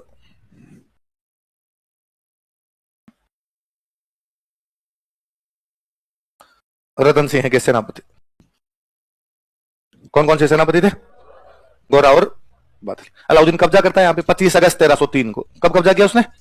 देखो 25 अगस्त 1303 ईस्वी को, ऑन 25 अगस्त 1303 एडी, देश की आजादी के 10 दिन बाद 25 अगस्त 1303 ईस्वी को, ऑन 25 अगस्त 1303 एडी, अलाउद्दीन ने चित्तौड़ पर अधिकार कर लिया। अलाउद्दीन कैप्चर्ड चित्तौड़। अलाउद्दीन ने चित्तौड़ पर अधिकार कर लिया। अलाउद्दीन कैप्चर्ड चित्तौड़। अलाउद्दीन ने चित्तौड़ पर अधिकार कर लिया। अलाउद्दीन कैप्चर्ड चित्तौड़। खूब नुकसान हुआ। साके का मतलब भी मैंने बताया था, साके का मतलब दुश्मन की सेना को खूब नुकसान पहुंचाना ही साके का उद्देश्य हुआ करता। सेना मरी खूब सारी, 8 महीने तक घेरा डाल के बैठा रहा तो उसको नुकसान ही हुआ। 8 महीने तक दूसरी जगह पे जाके बैठा रहना, फिर किले के अंदर घुसा, किले में उसको कुछ ही नहीं मिला, किले में केवल राख ही राख उठ रही थी। लेकिन कभी आप चित्तौड़ का किला देखने जाएंगे तो आप नोटिस करेंगे कि चित्तौड़ का किला लिविंग फोर्ट है। कैसा फोर्ट है? जनता रहती थी उसमें। और ये किले इसलिए इतने बड़े बड़े से बनाए जाते थे कि यदि अटैक की स्थिति हो तो जनता को किले के अंदर शिफ्ट किया जा सके, ताकि कोई भी राजा जनता को हॉस्टेज ना बना ले, बंधक, कि भाई यदि राजा अंदर बैठा रहेगा, जनता बाहर बैठी, तो बाहर वाला राजा कहेगा तेरी सारी जनता को मार दूंगा वरना बाहर निकल। इससे था ऐसी कोई कंडीशन होगी तो पूरी की पूरी जनता को क्या कर लेंगे? अंदर शिफ्ट। इसलिए चित्तौड़ के किले में खेती होती है तो जल्दी से तो अपने को कोई स्टॉक की भी कमी आने वाली नहीं है। और इतने लंबे घेरे चलते नहीं थे, ज्यादातर होता कि 2-4 महीने के बाद अगला आदमी यहां से चला जाता था। देख लो जलालुद्दीन ने 2 बार घेरा डाला था। और दूसरी बात उसे करना ही पड़ा, कैसे 10 किलो को तो मुसलमान के बाल के बराबर ही तो उठना ही पड़ता था घेरे तोड़ के। लेकिन जब लंबा घेरा चल जाता तब ये साके वगैरह हुआ करते थे। तो लिविंग फोर्ट था, अंदर पब्लिक तो रहती। अलाउद्दीन जब अंदर घुसा और उसको लगा कि यार रतन सिंह और पद्मिनी सारे मर गए, लेकिन मेरा इतना नुकसान करके जिसकी हद नहीं है, तो अंदर बेचारी जो निरीह पब्लिक बैठी थी, असहाय निर्बल लोग जिनका युद्ध से सीधा सीधा कोई भी लेना देना, उसने सबको बाहर निकाल के मार दिया। हमेशा मानते हैं कि चित्तौड़ की जनसंख्या लगभग 30,000 के आसपास हुआ करती। अंदर कितने लोग रहते? कोई 30,000 का। उसने सारे के सारे कटवा दिए थे, गर्दनें काट काट के मीनारें बनवाई थी यहाँ। तो कितने लोग काट के गया था? देखो अलाउद्दीन ने चित्तौड़ में 30,000 लोगों का नरसंहार करवाया। अलाउद्दीन ने चित्तौड़ में 30,000 लोगों का नरसंहार करवाया। Alauddin massacred 30,000 people in Chittor. Alauddin massacred 30,000 people in Chittor. Alauddin ने चित्तौड़ में 30,000 लोगों का कत्लेआम करवाया, नरसंहार करवाया। Alauddin massacred 30,000 people in Chittor. Chittor में 30,000 लोगों का नरसंहार करवाया। कुल मिलाकर चित्तौड़ को पूरी तरीके से बर्बाद कर दिया उसने। कहा किसको बर्बाद कर दिया? चित्तौड़। और बर्बाद करने के बाद उसने कब्जा किया यहाँ पे, और कब्जा करने के बाद कहा कि भाई अब मैं मेरे बेटे को यहां पर छोड़ के जाऊंगा। और उसके बेटे का नाम था खिजर खान। क्या नाम था? कौन से बेटे को छोड़ गया? खिजर खान। और उसने कहा कि भाई मैंने तो चित्तौड़ को बर्बाद कर दिया, अब मेरा बेटा चित्तौड़ को वापस आबाद करेगा। क्या करेगा? कौन करेगा चित्तौड़ को आबाद? इसलिए चित्तौड़ का नाम आज के बाद खिजराबाद है। आज के बाद क्या है? क्योंकि चित्तौड़ को आबाद कौन करेगा? खिजर खान। कौन है? लिखो। उसने अपने बेटे खिजर खान को चित्तौड़ सौंप दिया। He handed over Chittor to his son Khizr Khan. उसने अपने बेटे खिजर खान को चित्तौड़ सौंप दिया। He handed over Chittor to his son Khizr Khan. उसने अपने बेटे खिजर खान को चित्तौड़ सौंप दिया।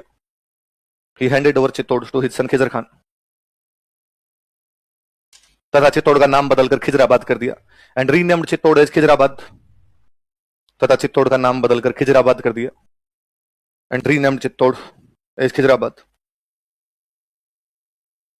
तथा चित्तौड़ का नाम बदलकर खिजराबाद कर दिया। And renamed Chittor as Khizrabad. Chittor का नाम बदलकर क्या कर दिया?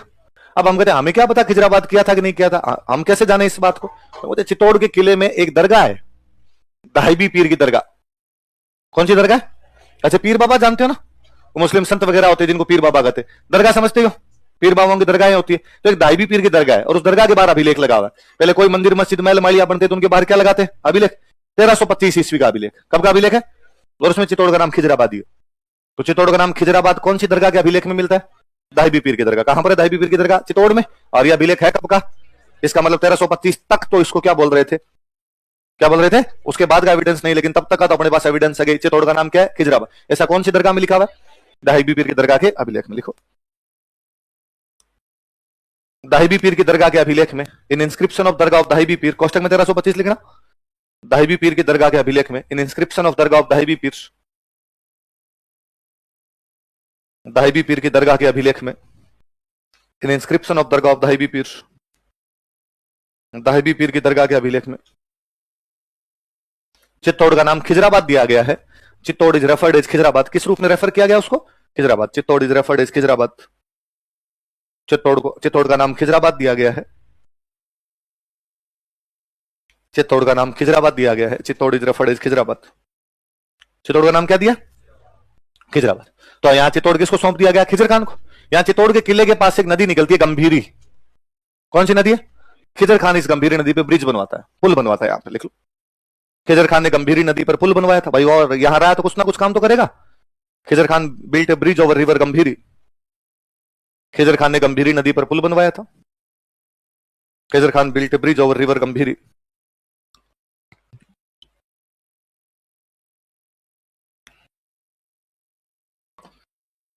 एक दिन हम पहले पढ़ रहे थे कि हिंदुओं में यदि कोई मरता तो उसके पीछे बनाते छतरिया, और मुसलमानों में कोई मरता तो उसके पीछे बनाते मकबरा। क्या बनवाते? तो खिजर खान के परिवार में किसी की डेथ हुई तो उसने यहां पर क्या बनवा दिया? एक मकबरा। लिख लो, तो उसने यहां पर एक मकबरे का निर्माण भी करवाया था। He also built a tomb here। यहां पर मतलब चित्तौड़ में उसने यहां पर एक मकबरे का निर्माण भी करवाया था। He also built a tomb here। उसने यहां पर एक मकबरे का निर्माण भी करवाया था। He also built a tomb here।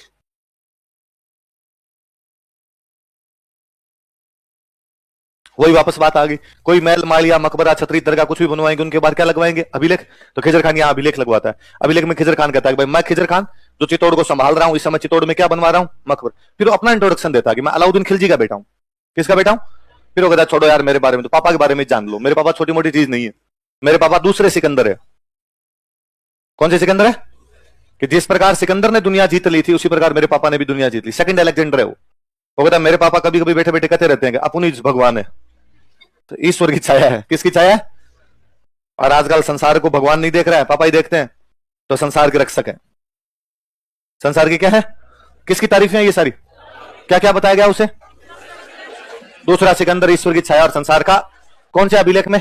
मकबरे के अभिलेख। कौन से अभिलेख में? मकबरे के बाहर जो अभिलेख लगा उसमें अलाउद्दीन खिलजी क्या क्या तारीफ दोबारा बताओ। दूसरा सिकंदर, ईश्वर की छाया, संसार का रक्षक। लिखो, मकबरे के अभिलेख में इन इंस्क्रिप्शन ऑफ टूम, मकबरे के अभिलेख में इन इंस्क्रिप्शन ऑफ टूम अलाउद्दीन खिलजी को दूसरा सिकंदर, ईश्वर की छाया तथा संसार का रक्षक बताया गया है। अलाउद्दीन खिलजी इज मेंशन्ड, उसे मेंशन किया गया। Alauddin Khilji is mentioned as second Alexander, divine shadow and defender of world. Alauddin Khilji को दूसरा सिकंदर, ईश्वर की छाया तथा संसार का रक्षक बताया गया है। Alauddin Khilji is mentioned as second Alexander, divine shadow and defender of world, mentioned as second Alexander, divine shadow and defender of world। Alauddin Khilji को दूसरा सिकंदर, ईश्वर की छाया तथा संसार का रक्षक बताया गया। किसको? क्या क्या बताया गया दोबारा बताओ देखे। दूसरा सिकंदर, ईश्वर की छाया और संसार का। किसको बताया गया? अलाउद्दीन खिलजी। कौन से अभिलेख में? मकबरे। ये मकबरा किसने बनवाया? खिजर खान। कहां पर बनवाया? चित्तौड़। उसने और क्या क्या करवाया चित्तौड़ में? गंभीरा नदी पर। 1311 के आसपास तक वो यहीं पे था। 1311 के आसपास में अलाउद्दीन खिलजी आपके जालोर पे कब्जा कर लेता। जालोर पे कब्जा करने के बाद खिजर खान ने उसके पास मैसेज किया अलाउद्दीन के, डैडी कितने दिन हो गए? 8 साल हो गए। 1303 में भी ठाके गए, 1311-12 आगे 8-9 साल हो गए कि अब मेरा चित्तौड़ में मन नहीं लग रहा, मुझे वापस दिल्ली आना है, शॉपिंग भी करनी है, कितने दिन हो गए मुझे, तो अब चित्तौड़ में नहीं रहूंगा मैं। तो अलाउद्दीन ने कहा ठीक है तू आजा, मैं एक नया बंदा भेज रहा हूं जो चित्तौड़ को संभाल लेगा। जब जालोर जीता था अलाउद्दीन खिलजी ने, तो कानरदेव सोनगरा और वीरमदेव सोनगरा लड़ते हुए मारे गए थे। कानरदेव सोनगरा का एक भाई जिंदा पकड़ लिया गया था, मालदेव सोनगरा। कौन जिंदा पकड़ लिया गया? किसका छोटा भाई है? कौन पकड़ लेता इसको? कब पकड़ लेता? 1311 के अंदर, जब वो किसको जीतता है? जालोर को जीतने के बाद। जब जिंदा पकड़ा इसने सरेंडर कर दिया। इसने कहा मार मत यार, तू कहेगा वैसे कर लेंगे। तो उसने कहा साथ चल मेरे, तो इसको दिल्ली ले गया। अब जब खिजर खान ने कहा भाई मुझे चित्तौड़ नहीं रहना, तो अलाउद्दीन को लगा चित्तौड़ किसको दिया जाए, तो उसने मालदेव सोनगरा को कहा कि देख तू राजस्थान का है, मैं तेरे राजस्थान में पोस्टिंग कर देता हूं और मैं तेरे कौन सा किला दे देता हूं? चित्तौड़। तो कौन सा किला दे दिया? किसको दिया? ये मालदेव की बड़ी बड़ी मूछें थी, इसलिए इसका नाम ही पड़ गया मूछाराम मालदेव। क्या नाम पड़ गया? तो अलाउद्दीन ने खिजर खान कहा कि बेटे तू तो दिल्ली आ जा, एक मूछों वाले अंकल आ रहे हैं उनको चाबी देके आ जा। वो मूछों वाले अंकल कौन थे? लेकिन थोड़े समय पश्चात, आफ्टर सम डेज, थोड़े समय पश्चात, आफ्टर सम डेज, चित्तौड़ का किला मालदेव सोनगरा को दे दिया गया था। Chittor fort was handed over to Maldev Songara. Chittor का किला मालदेव सोनगरा को दे दिया गया था। Chittor fort was handed over to Maldev Songara. Chittor का किला मालदेव सोनगरा को दे दिया गया था। Chittor fort was handed over to Maldev Songara. इसे मुछाड़ा मालदेव भी कहा जाता है। He is also known as Muchhada Maldev. इसे मुछाड़ा मालदेव भी कहा जाता है। He is also known as Muchhada Maldev. इसे मुछाड़ा मालदेव भी कहा जाता है। He is also known as Muchhada Maldev. क्या कहा जाता है इसको? मुछाला मालदेव भी कहा जाता है। यह जालोर के कानड़देव सोनग्रा का छोटा भाई था। He was younger brother of Kanhaddev Songra of Jalore. यह जालोर के कानड़देव सोनग्रा का छोटा भाई था। He was younger brother of Kanhaddev Songra of Jalore. यह जालोर के कानड़देव सोनग्रा का छोटा भाई था। He was younger brother of Kanhaddev Songra of Jalore. अगला राजा लिखो, हमीर।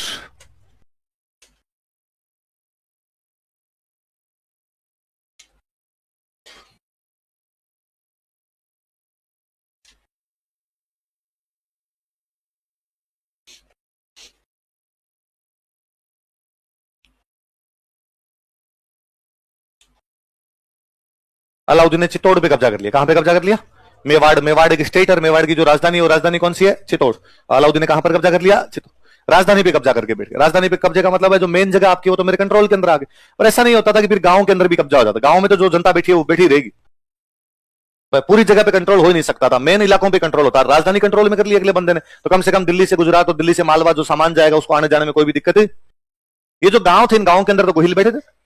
पर ठीक है, ये युद्ध वार, युद्ध के अंदर गोहिलों और तुर्कों के बीच में युद्ध होता है, उसमें गोहिल हार गए, तुर्क जीत गए। तुर्कों ने कहां पे कब्जा कर लिया? उनकी राजधानी पे। इन गांव के अंदर सब लोगों को थोड़ी मार दोगे, वो जनता तो वैसी बैठी रहेगी। इन गांव के अंदर एक गांव था राजसमंद जिले में, जिस गांव का नाम था सिसोदा। क्या नाम था? सिसोदा नाम का गांव था, जिसमें एक सामंत बना दी। सामंत का नाम क्या? सामंत समझते हो? राजा के अंडर में बाकी जो लोग होते उनको क्या बोला करते? सामंत। या जिनको गांव मिलते, जिनको ठिकाने या जागीर मिलती, ठिकाने बोलते, इनको क्या बोला करते थे? सामंत। तो एक सामंत, उस सामंत का नाम क्या? और इस हमीर को बुरा लगना शुरू हुआ। जब ये युद्ध हुआ 1303 वाला, तब हमीर छोटा बच्चा था। हमीर के पिताजी अपने 6 भाइयों के साथ इस युद्ध में काम है। दादाजी भी मरे। हमीर के दादाजी अपने 7 बेटों के साथ लड़ने के लिए गए थे। उन 7 बेटों में एक बेटे हमीर के पिताजी थे और सब लड़ते हुए मारे गए।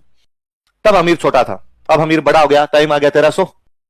मान लो इस युद्ध के टाइम के अंदर वो 2-4 साल का भी रहा होगा, तब तो 30 साल का, 17 साल का हो गया आराम से। और अब उसे बुरा लगना शुरू हुआ कि यार ये चित्तौड़ ये अपना है। ठीक है, 1303 में एक हमले में अपने परिवार वाले हार गए थे, गोहिल हार गए थे, और इस चक्कर में यहां पे कब्जा किसने कर लिया? तुर्कों ने।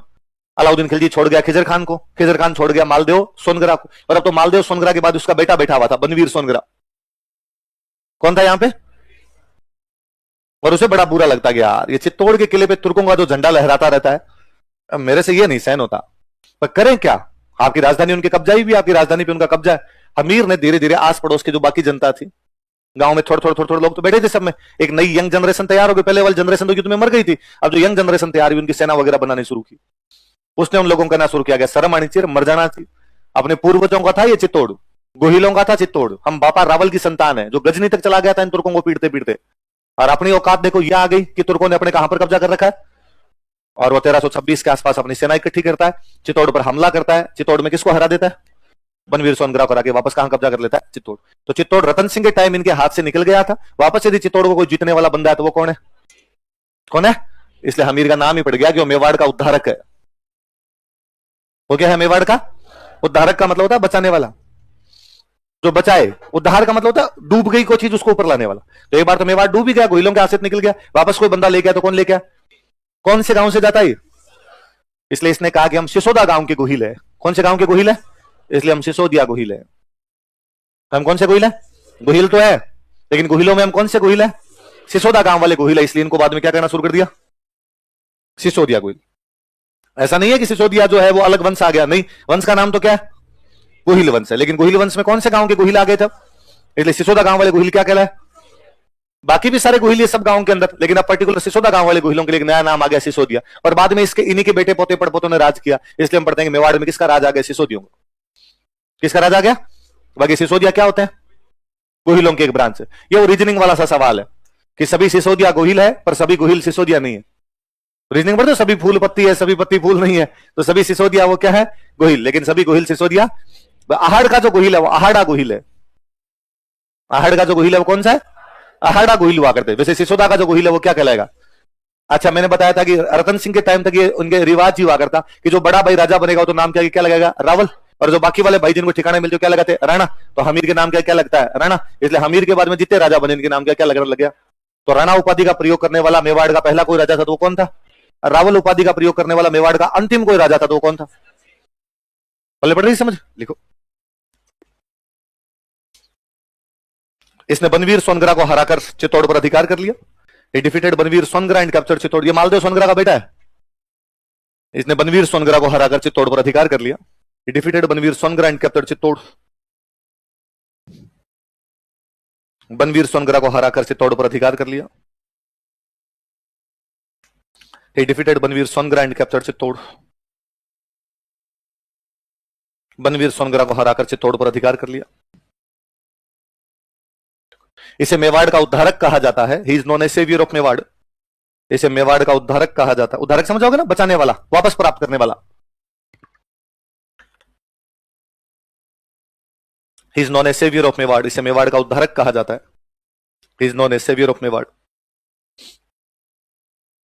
नीचे लाइन चेंज करके लिखो। यह सिसोदा गांव का था। सिसोदा राजसमंद में जगह पड़ती। यह सिसोदा गांव का था। He belonged to village Sisoda. Sisoda कहां पड़ता है? राजसमंद, कुंभलगढ़ के पास में जगह है सिसोदा। यह सिसोदा गांव का था। He belonged to village Sisoda.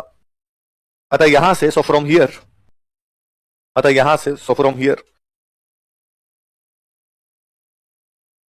Mewar में गोहिल वंश की सिसोदिया शाखा का शासन प्रारंभ होता है। Rule of Sisodia branch of Gohil dynasty is started in Mewar. Mewar में गोहिल वंश की सिसोदिया शाखा का शासन प्रारंभ होता है। Rule of Sisodia branch of Gohil dynasty is started in Mewar. Mewar में गोहिल वंश की सिसोदिया शाखा का शासन प्रारंभ होता है। Rule of Sisodia branch of Gohil dynasty is started in Mewar. Mewar में गोहिल वंश की सिसोदिया शाखा का शासन प्रारंभ होता है। फिर लाइन चेंज करके लिखो। इसने राणा उपाधि का प्रयोग किया था। He assumed title of Rana. इसने राणा उपाधि का प्रयोग किया था। He assumed title of Rana. He assumed title of Rana. इसने राणा उपाधि का प्रयोग किया था। He assumed title of Rana. वापस लाइन चेंज करके लिखो। रतन सिंह मेवाड़ का अंतिम राजा था। Ratan Singh was last king of Mewar. Ratan Singh Mewar का अंतिम राजा था।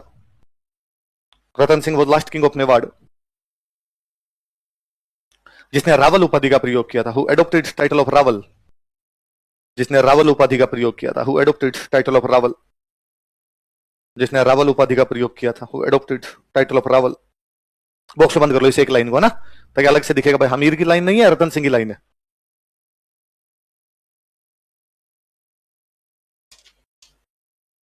किसको हराया था? अच्छा मुझे बताओ, ये खिजर खान, मालदेव सोनगरा, ये बनवीर सोनगरा, ये चित्तौड़ के स्वतंत्र राजा या दिल्ली की तरफ से राज कर रहे हैं? है ना, दिल्ली वाले छोड़ के खिजर खान को गए, खिजर खान के बाद किसको छोड़ गए? मालदेव सोनगरा, और मालदेव सोनगरा के बाद में यहां पर कौन आ गया? बाकी दिल्ली वालों को टैक्स देते हैं ले जाके। इनका स्वतंत्र राज यहाँ पे, ये प्रशासक है। ये क्या है यहाँ के? प्रशासक। अच्छा दिल्ली का भी रूल चेंज हो गया। दिल्ली में खिलजी खत्म ही हो गई, और खिलजियों के बाद में वहां पे नया वंश आ गया, तुगलक। कौन सा वंश आ गया? और वहां पे तुगलकों का एक राजा बना हुआ, मोहम्मद बिन तुगलक। कौन बना हुआ? अच्छा हमीर ने चित्तौड़ में किसको हराया? बनवीर सोनगरा। तो बनवीर सोनगरा भाग के दिल्ली चला गया। दिल्ली का राजा कौन है? और इसने मोहम्मद बिन तुगलक को जाकर, भाई मोहम्मद बिन तुगलक इतने दिन हम तेरे को टैक्स भेज रहे थे ना चित्तौड़ से। उसने कहा हाँ टाइम टू टाइम आ रहा था, अब नहीं आएगा। क्यों? तो अब हमारे पास चित्तौड़ ही नहीं। तो चित्तौड़ कहां चला गया? कि साहब वो गोहिलों के अंदर सिसोदा गांव का एक हमीर बैठा था, और हमीर ने आगे हमें ठोक पीट के चित्तौड़ पे कब्जा कर लिया। अब यदि तेरे को चित्तौड़ का टैक्स चाहिए तो चल साथ, हमें चित्तौड़ वापस दिलवा दे। तो मोहम्मद बिन तुगलक ने कहा ठीक है भाई, सही बात, मेरी तरफ से यदि तुम मेरे को टैक्स लाके देते हो, तुम्हारी रक्षा भी मैं ही करूंगा, और लो मैं तुम्हारे साथ चलता हूं। तो मोहम्मद बिन तुगलक किससे लड़ने के लिए आ रहा है? ये बात हमीर को पता चली कि अपने बनवीर सोनगरा दिल्ली से किसको बुला के ला रहा है। तो हमीर ने कहा भाई मैं सामने आता हूं, तू क्या करेगा इतनी दूर आके? बांसवाड़ा में एक जगह पड़ती है सिंगोली। कौन सी जगह पड़ती है? कहां पे? यहां पे बाद में हमीर और मोहम्मद बिन तुगलक आमने सामने लड़ते हैं। हमीर मोहम्मद बिन तुगलक को न केवल हराता है बल्कि गिरफ्तार कर लेता है। 6 महीने तक मोहम्मद बिन तुगलक को चित्तौड़ ही रखा था। 6 महीने बाद मोहम्मद बिन तुगलक ने हमीर को कहा कि काली गाय हूं तुम्हारी, धूड़ खाई जो मैं इधर आया तुम्हारे आक्रमण करने के लिए, आइंदा के बाद में यहां पर नहीं आऊंगा। तब छोड़ा था। तो दिल्ली के कौन से सुल्तान को हराया? कौन से युद्ध में? देखो सिंगोली के युद्ध में, बैटल ऑफ सिंगोली। सिंगोली के युद्ध में, बैटल ऑफ सिंगोली, हमीर ने मोहम्मद बिन तुगलक, कोष्टक में दिल्ली लिख लेना, हमीर ने मोहम्मद बिन तुगलक को हराया था। याद रहेगा ना, बनवीर सोनगरा बुला के लाया, ऊपर वाली बातों से जुड़ती हुई बात है। हमीर डिफीटेड मोहम्मद बिन तुगलक। हमीर ने मोहम्मद बिन तुगलक को हराया था। कोष्टक में दिल्ली लिखना, हमीर डिफीटेड मोहम्मद बिन तुगलक।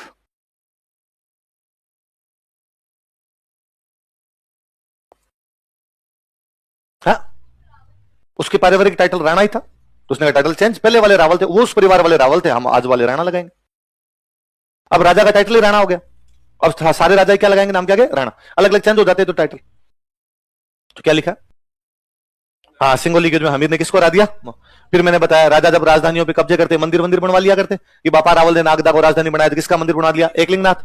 अल्लत ने आहड़ को राजधानी बनाया तो मंदिर किसका बना लिया, सोमेश्वर गुजरात से अजमेर आया तो वैद्यनाथ मंदिर का निर्माण करो, बनवाते थे। तो यहां पर इसने कहा भाई मैं भी बनवाऊंगा। तो एक माता जी हुआ कहते बरबड़ी माता, कौन से माता जी थे, और ऐसा कहते हैं कि हमीर को इन बरबड़ी माता ने दर्शन दिए थे तब जाके चित्तौड़ जीत पाया था। तो इनका नाम बरबड़ी माता भी है, इनका नाम है अन्नपूर्णा माता। क्या नाम है, तो इसने चित्तौड़ में कौन सी माता जी का मंदिर बनवाया, बरबड़ी माता। कौन सी माता जी का, लिखो, हमीर ने चित्तौड़ में बरबड़ी माता का मंदिर बनवाया, कोष्टक में अन्नपूर्णा लिख लेना। हमीर बिल्ट टेम्पल ऑफ बरबड़ी माता एट चित्तौड़,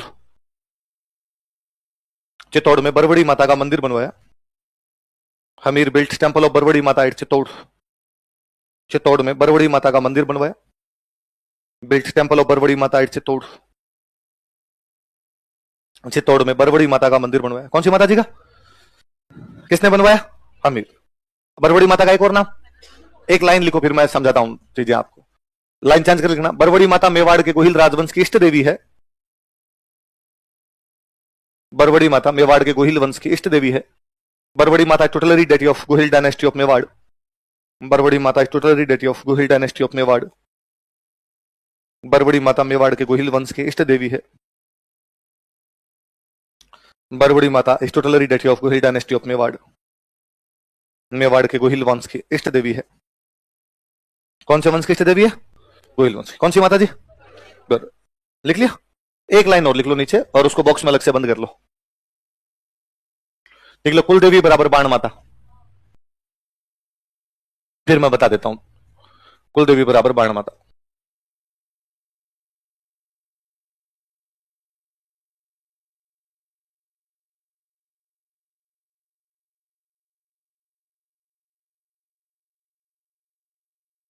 कुलदेवी कौन सी है, अब सुन लो देखो बात, कोई भी एक वंश, वंश कुल एक ही मतलब है, कुल का दो या वंश का दो, डायनेस्टी का दो ना, एक ही मतलब होता है इनका। कोई भी एक वंश होता है, कोई भी एक कुल होता है, उनकी एक फिक्स देवी होती है, वो उनकी क्या होती है। तो मेवाड़ के गोहिलों की, मेवाड़ के गोहिल वंश का एक कुल है और उनकी जो कुलदेवी है उसका नाम क्या है तो जितने भी गोहिल है उन सबकी गोहिलों की कुलदेवी कौन सी, भले वो गोहिल मेवाड़ में रहे, भले वो गोहिल नेपाल में रहे, कि गोहिल नेपाल चला गया तो भी उनकी कुलदेवी कौन सी रहेगी। फिर उस कुलदेवी के अलावा आप दूसरी और किसी माता जी को मानने लग जाते हो, वो इष्ट देवी है। वो कौन सी है, वो हो सकता है 5 7 10 12 भी हो सकता है आप भाई 4 माता जी के मंदिर में जाते हो। इष्ट का मतलब आप पूजा किसकी करते हो, आप 4 माता जी की पूजा करते हो, तो चारों माता जी आपकी क्या है, इष्ट देवी। कुलदेवी तो एक ही रहे, इष्ट देवियां ज्यादा हो सकती है। इसका मतलब है कुलदेवी तो होती है कंपलसरी, इष्ट देवियां ऑप्शनल है, आप चाहो तो मान लो और चाहो तो। अच्छा ये हमीर यहाँ पे चित्तौड़ में बरबड़ी माता का मंदिर बनवा दे सकता, हो सकता है नेपाल वाले गोहिल को और कोई माता जी पसंद है नेपाल की, वो दूसरी को माने इष्ट देवी। हो सकता है महाराष्ट्र में कोई गोहिल रहे वो दूसरी को मान ले, मध्य प्रदेश में गोहिल रहे वो तीसरी को मान ले। तो इष्ट देवी एक से ज्यादा हो सकती है, कुलदेवी एक ही होती है। तो मेवाड़ वाले सॉरी सारे गोहिलों की जो कुलदेवी है वो तो कौन सी है, लेकिन मेवाड़ वाले गोहिल हमीर के बाद एक माता जी की पूजा और करने लगे, वो माता जी कौन से, बरबड़ी माता, या उनका एक और नाम क्या है, अन्नपूर्णा माता। तो वो उनकी कैसी देवी होगी, आ गया फर्क समझ में। लिखो हमीर की उपाधियां, टाइटल्स ऑफ हमीर, हमीर की उपाधियां, टाइटल्स ऑफ हमीर। एकदम लेफ्ट में लिखना ताकि आगे थोड़ी जगह रही, तो मैं थोड़ी और बातें लिखवाऊंगा।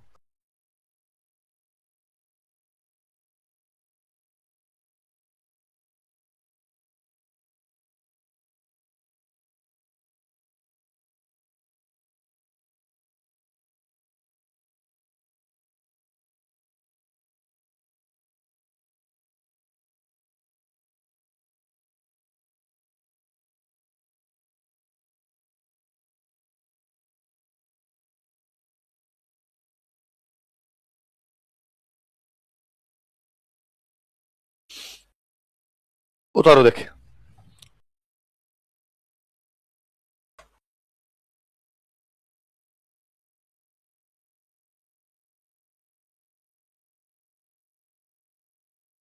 हाँ हाँ सब आएंगे आगे, वो भी पढ़े। एकलिंगनाथ तो खुद ही बता ही रहा, क्या क्या नाम बताओ देखिए। विषम घाटी, पंचानन, वीर, राजा और प्रभु, किसकी उपाधियां, क्या क्या उपाधियां दोबारा बताओ देखिए। विषम घाटी, पंचानन, वीर, राजा और, मैं तीनों का अर्थ समझते हो। पहले वाला क्या नाम है, विषम घाटी, यदि किसी ने थोड़ा बहुत ध्यान दिया हो तो मैं जब रणथंभौर वाला हमीर पढ़ा रहा था तब हमने एक दोहा पढ़ा था, सिंह गमन सतपुरुष वचन कदली फलई के बाद।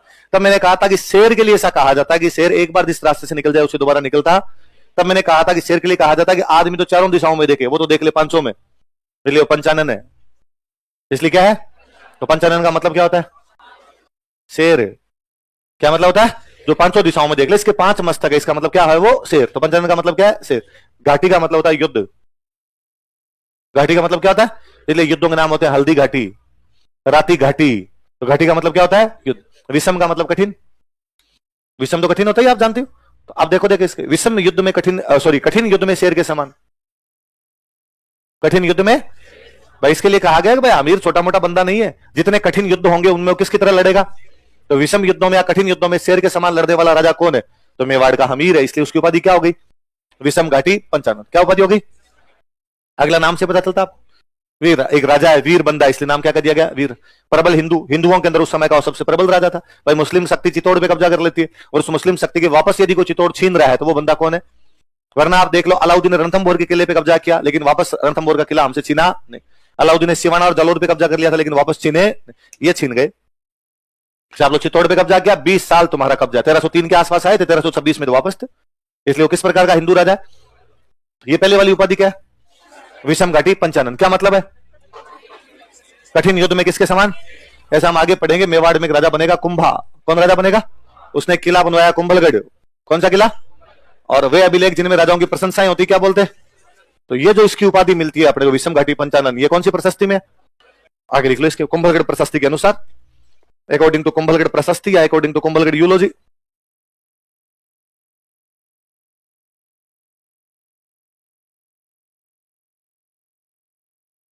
कुंभलगढ़ प्रशस्ति के अनुसार या अकॉर्डिंग टू कुंभलगढ़ प्रशस्ति या कुंभलगढ़ यूलॉजी। आगे पढ़ लेंगे किसने क्या लिखी, कब लिखवाई।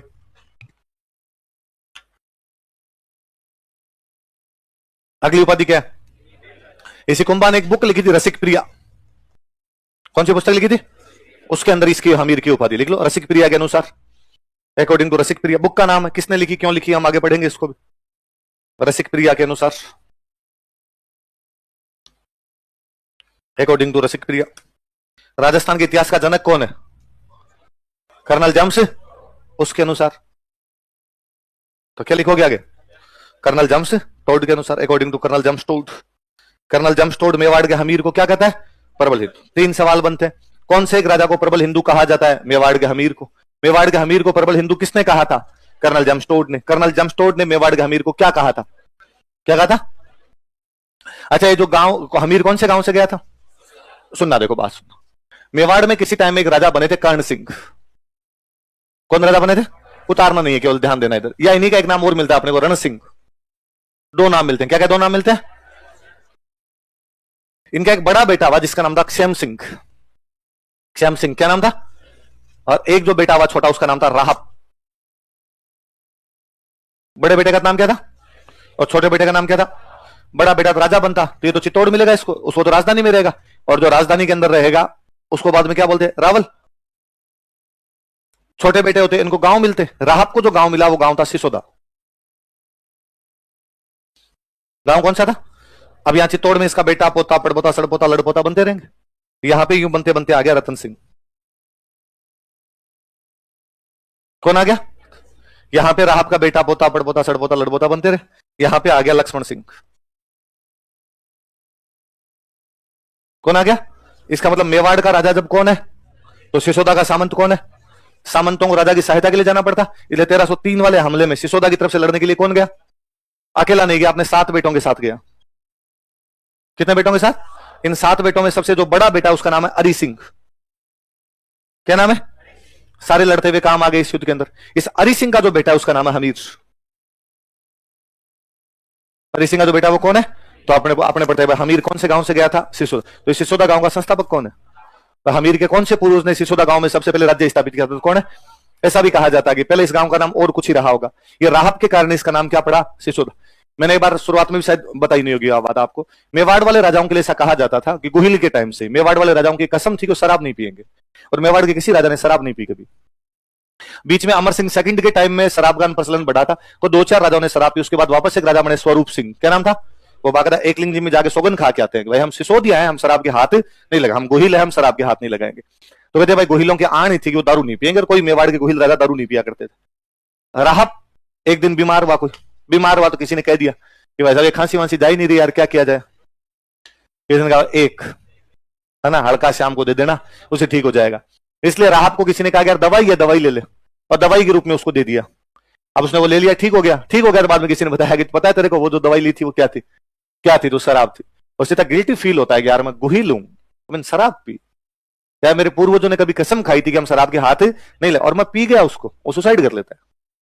पहले सुसाइड करने का तरीका होता है, एक धातु आती है शीशा, लेड जिसको आप कहते हो शीशा, शीशे को पीस के खा जाया करते थे, खाने में शीशा पीस के खा जाते। वो इनर ब्लीडिंग कर देता है, अंदर आहार नाली को काट देता है पूरी तरीके से, ब्लीडिंग से वॉमिटिंग के साथ कई देर खून आया करता था, आदमी मर जाता। तो राहब वैसे मरता है, उस शीशे को पी के मरता है। तो शीशे को पी के राहब मरा था, इसलिए गांव का नाम सिसोदा है। गांव का नाम क्या है? तो सिसोदा गांव का संस्थापक किसको माना जाता है? नीचे लिख लो एक लाइन, अलग से लिखना ना। राहब सिसोदा का संस्थापक था। राहब वाज फाउंडर ऑफ सिसोदा। कि भाई सिसोदा ठिकाना स्थापित किसने किया था? किसने किया था? राहब। राहब सिसोदा का संस्थापक था। राहब वाज फाउंडर ऑफ सिसोदा। राहब क्या था सिसोदा का? अलग से बॉक्स बंद करो इस बात को। तो हमीर किसका वंशज है?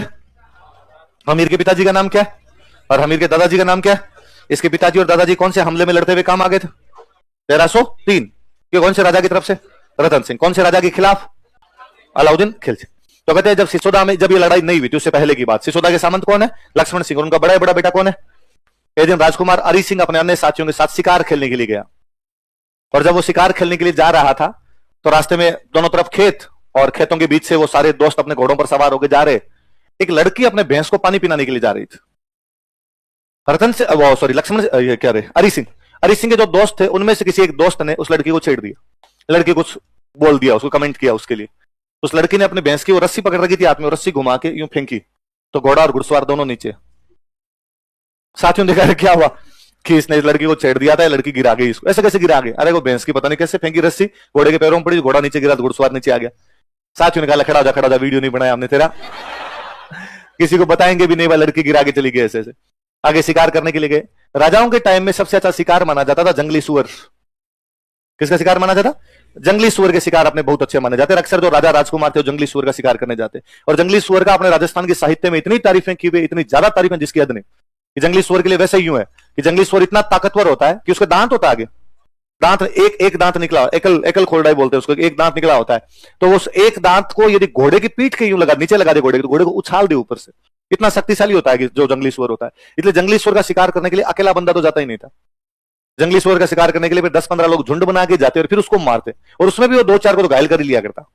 आपने तो यहां वैसी कहानियां है कि एक बार एक कोई राजकुमार था, और उस राजकुमार ने अपने साथियों को साथ लेकर जंगली सुअरों का शिकार करना शुरू किया अरावली की पहाड़ियों में रहते ज्यादा, अरावली वाली पहाड़ियों में, इधर मेवाड़ साइड में। किसी एक राजकुमार ने यूं लिया कि भाई लगाओ, नंबर लगाओ और इनका एक एक का, और डेली जा जाके जंगली सुअरों को मार के लाए। फाइनली एक जोड़ा बचा जंगली सुअर का, बाकी सारे जंगली सुअर मर गए, सुअर और उसकी वाइफ। तो जंगली सुअर की वाइफ को अपने राजस्थानी लैंग्वेज में बोलते हैं भुंडन। क्या बोलते हैं? अरे ये राजस्थानी की बड़ी जोरदार विशेषता है, अपने हर चीज के लिए शब्द है ना। मैं अक्सर कई बार कोई मजाक कहता है सर राजस्थानी जो हिंदी है ना, अरे हिंदी राजस्थानी एक कैसे? अपने इतने अलग अलग वर्ड है जो हिंदी में तो होते ही। हिंदी में कि कुत्ते का बच्चा कि पिल्ला, बिल्ली का बच्चा कि पिल्ला, ये अपने राजस्थानी वाले कहते हैं कुत्ते का बच्चा के कुकरियो, बिल्ली का बच्चा के मिनियो। हमारे पिल्ला नहीं है। कि गाय का बच्चा हिंदी कहती है बछड़ा, भैंस का बच्चा कि बछड़ा। हम कहते नहीं सर गाय का बच्चा टोगड़ियो, भैंस का बच्चा पाडियो।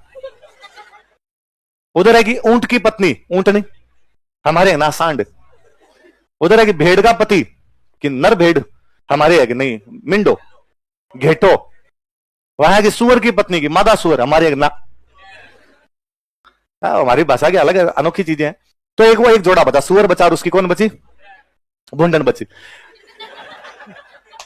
एक दिन भाई राजकुमार ने गुफा घेर ली, किसी गुफा में बैठे हुए दोनों अपने पति पत्नी, और गुफा घेर ली। और भुंडन ने थोड़ा सा बाहर निकल के देखा, और उसने उस राजकुमार को कहा, उस अपने पति को कहा, सुअर को कहा कि बाहर राजकुमार आगे तैयार खड़ा है और आज मरेगा, अपने ही बच्चे में, बाकी कोई बचा हुआ नहीं। एक काम करते हैं, अपनी गुफा में पीछे की तरफ से रास्ता है, मालवा की तरफ जंगलों में खुलता है, और मालवा वाले जंगलों में भाग जाते हैं। ये मेवाड़ की बात है कि अपने मेवाड़ वाले पहाड़ों को छोड़ के पीछे वाले रास्ते से कहां भाग जाते हैं? और सुअर अपनी पत्नी की तरफ आंखें लाल करता हुआ कहता है, कहते बुरे दिन, तू तो बाहर जाके इस राजकुमार को कहे कि घर पे समाचार भिजवा दे अपने कि पत्नी सती होने की तैयारी कर ले। मैं मारूंगा आज इसको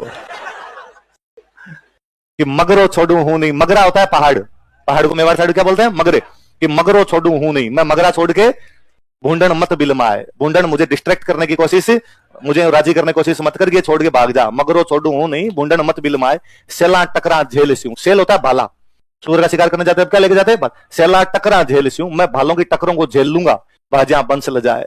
भाग गया तो मेरा वंश, मेरा कुल लज्जित हो जाएगा। लोग क्या कहेंगे कि सूअर होके भाग गया था। मुझे लगता है यार अरावली की पहाड़ियों का, मेवाड़ का सूअर ही जब इतना वीर है तो मिनख तो और कितने वीर रहे होंगे। तो राजकुमार हरि सिंह जो था भाई, वो आपके सूअर का शिकार करने के लिए जा रहा है, और वो दोस्त वाली घटना हुई। उसके बाद वो आगे बढ़े, उन्होंने दोस्तों का बैठ जा कोई बात नहीं, आगे बढ़े, वहां से आगे बढ़ के उन्होंने एक सूअर का शिकार किया। तीर मारा सूअर के, तीर मारा तो सूअर तीर लगने के बाद भाग गया, रुका नहीं। तो उसके पीछे पीछे घोड़ा दौड़ाया तो सूअर एक खेत में घुस गया। तो हरि सिंह ने खेत के अंदर ही अपना घोड़ा दौड़ाने की कोशिश की, खेत के अंदर घोड़ा ले जाने की कोशिश की। जब वो खेत में घोड़ा घुसाने लगा तो उस खेत में वो लड़की खड़ी थी, जिस लड़की ने वो भैंस लेके जा रही थी, दोस्त को पटका था। उसने किधर जा रहा है भाई, तो उसने कहा अरे मेरा शिकार चला गया, शिकार। तो उसने कहा यहीं खड़ा रहे, घोड़ा लेके अंदर घुसेगा मेरा पूरा खेत बर्बाद नहीं हो जाएगा। अरे तो हमारा शिकार चला जाएगा, अरे तेरा शिकार मैं ला दूंगी। उसने कहा सूअर है मार देगा। उसने कहा ऐसे डल आते, तू खड़ा रहे यहाँ पे। वो अपना तीर कमान उठाती है, तीर कमान उठा के अंदर जाती है, सूअर को मार के खींच के लाती है। और हरि सिंह देखता है कि यार क्या बहादुर लड़की है, पहले यार अपने दोस्त को घोड़े समेत गिरा दिया था इसने रस्सी से यूं फेंक के, और अब सूअर को मार के लेके आ गई। और हरि सिंह ने उस लड़की से पूछा कि ब्याह नहीं हुआ तुम्हारा।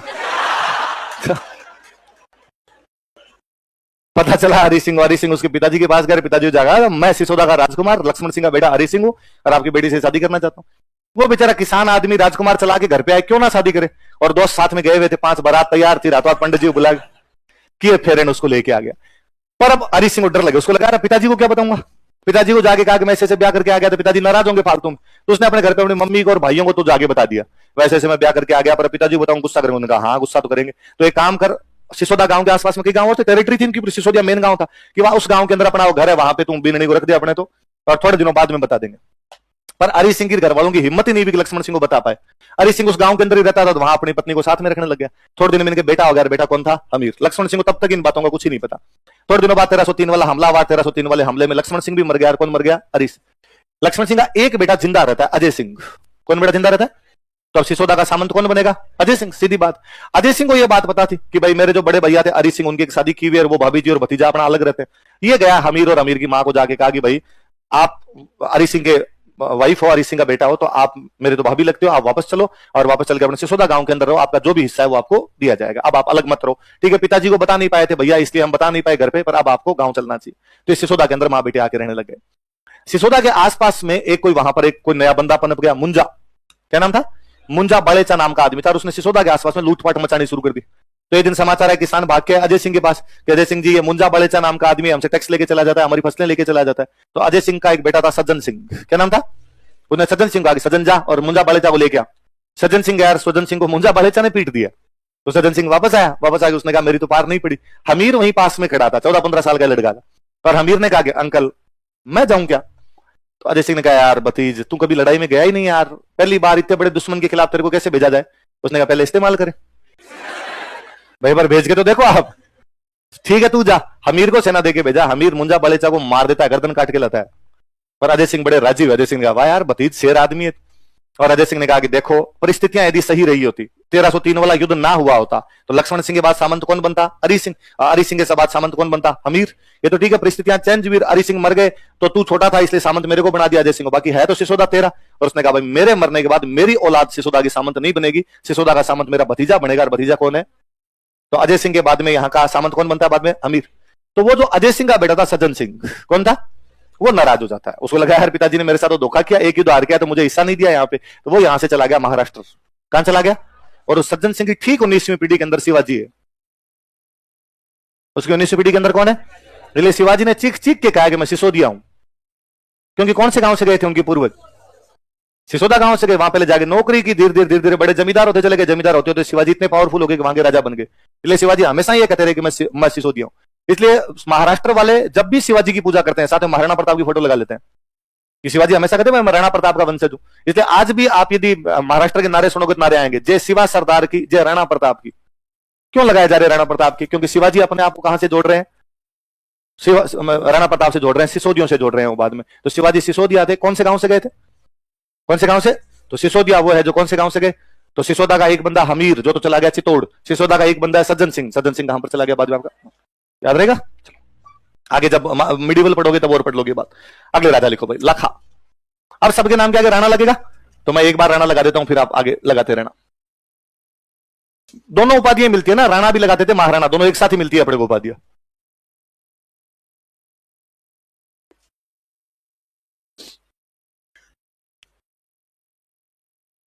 सामोली वाला अभिलेख बताता है कि जावर में खनिज निकलते हैं, पता था हमने। और हमने कहा कि सामोली वाला अभिलेख कब का? 646 का। लेकिन तब जावर के अंदर दो चीजें निकलती थी, सीसा और जस्ता। क्या निकलता था? लाखा के टाइम से वहां पे चांदी निकलनी शुरू हुई। क्या निकलनी शुरू हुई? तो कोई पूछेगा जावर में चांदी कौन से राजा के टाइम निकलने लग गई थी? आई बात समझ? लिखो, जावर में चांदी की खान प्राप्त हुई। Silver mine was founded Jawar. Jawar Udaipur में जगह। Silver mine was founded Jawar. Jawar में चांदी की खान प्राप्त हुई।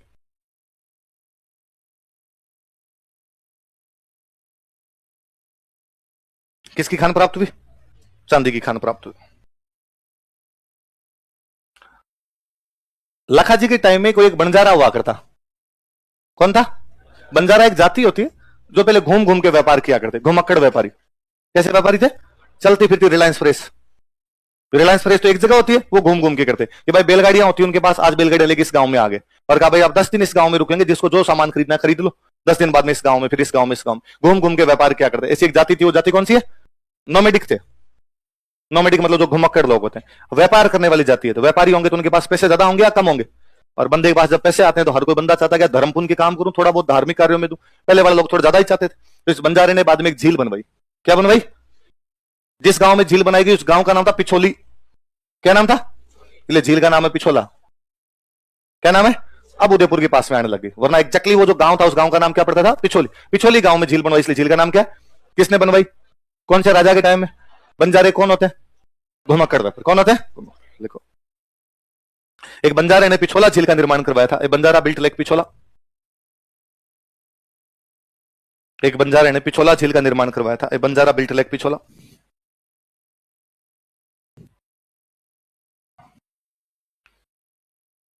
एक बंजारे ने पिछोला झील का निर्माण करवाया था। एक बंजारा बिल्ट लेक पिछोला। नीचे लिख लो, बंजारा बराबर घुमक्कड़ व्यापारी, और बॉक्स में बंद करना, nomadic merchant. Nomadic merchants. Banjara बराबर घुमक्कड़ व्यापारी। याद रखना, ये 3-4 साल पहले आईएएस में सवाल था, बंजारे कौन होते हैं? तो बंजारे कौन होते हैं? घुमक्कड़ व्यापारी, जो घूम घूम के व्यापार क्या करते हैं, नोमेडिक ट्रेडर।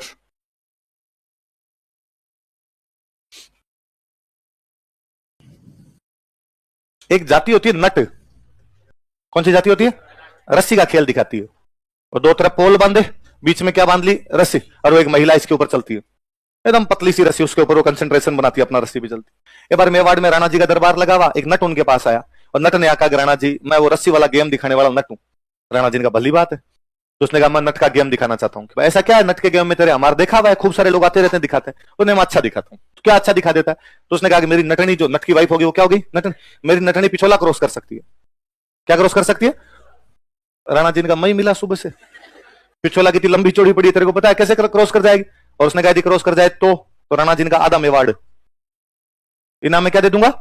आधे मेवाड़ का राजा मैं, आधे मेवाड़ का राजा तू। उसने कहा संडे को करा लो। पूरे मेवाड़ में घोषणा की गई कि भाई संडे को नटनी क्या क्रॉस करेगी?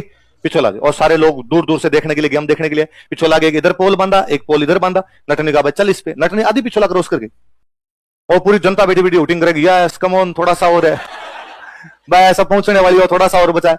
एक राणा जी का कालजा धक धक करे बैठे बैठे, और राणा जी बैठे बैठे सोचे कि आधा इधर से दूं या इधर से दूं, इधर टैक्स ज्यादा आता है, इधर टैक्स कम आता है। उनके दिमाग कैलकुलेशन दूसरी चले। तभी राणा जी ने देखा कि वो जहां बैठे हैं उनके आसपास वाले जो मंत्री है वो भी तालियां बजा बजा के हंस रहे। तो उन्होंने एक मंत्री कहा कि मंगते तू क्यों हंस रहा है? तो उसने कहा देखो देखो बस थोड़ा सा बच्चा है, तो मजा आ रहा है गेम के अंदर। अरे का लीचड़, यदि ये जीत गई तो मेरे को आधा मेवाड़ देना पड़ेगा, और मैंने आधा मेवाड़ दिया तो फिर मेरी शक्तियां आधी, फिर मंत्री भी आधे, तेरे को ढूंगा सबसे पहले तो उसने कहा हाँ यार ये तो सोचा ही नहीं था, अब सोच ले। तो उसने, वो नटनी का बच्चा था पास में, 2-3 साल का टाबर खेल रहा था, उसको बोला किधर? वो पास में, पास थप्पड़ मारा खींच के। तो बच्चा जोर से रोया मम्मी, तो माँ का ध्यान हमेशा दो चीजों की तरफ चला ही जाता है। बच्चा उसका कहीं भी हो रोए, माँ पहचानती है मेरा बच्चा है। 10 बच्चे अलग अलग रो रहे होंगे तो भी मम्मी पहचान जाएगी मेरे वाला ही है। एक कहीं भी दूध उफड़ रहा हो, पता नहीं महिलाओं की नाक की क्षमताएं कितनी मजबूत होती है कि मम्मी यूं कि वो गाय वाले बाड़े में काम कर रही होती है, रसोई में दूध उफड़ता है तो भी पता चलता है कि दूध उफड़ गया, अपने को पास में बैठ रहे तो ही नहीं पता चले। तो जैसे बच्चा रोया तो बेचारे नटनी का ध्यान उधर आ रहे, तो ध्यान जाते हो, कंसंट्रेशन का गेम। भाई आप रस्सी पे तो चल रहे हो, गिर गई बेचारी, गिर गई तो सारी जनता एकदम अवाक, अरे क्या हुआ, गिर गई इसके अंदर। तो बाकी सब तो यूं एकदम चुपचाप, राणा जी ने खड़े होगा यस। तो नट खड़ा हुआ, नट ने खड़े होगा कि साहब आपके राज्य की हो रखी है बातें, आप जीतने की बातें कर रहे हो, मेरे तो गृहस्थी बर्बाद हो गई, मेरे तो एक ही नटनी थी वो डूब के मर गई इसके अंदर। राजा ने कहा चिंता मत कर, हम बाहर नटनी का एक चबूतरा बनवा देंगे, तू आके फीलिंग ले लेना कि भाई। तो इस झील के पास किसका चबूतरा बना हुआ है, लिख लो।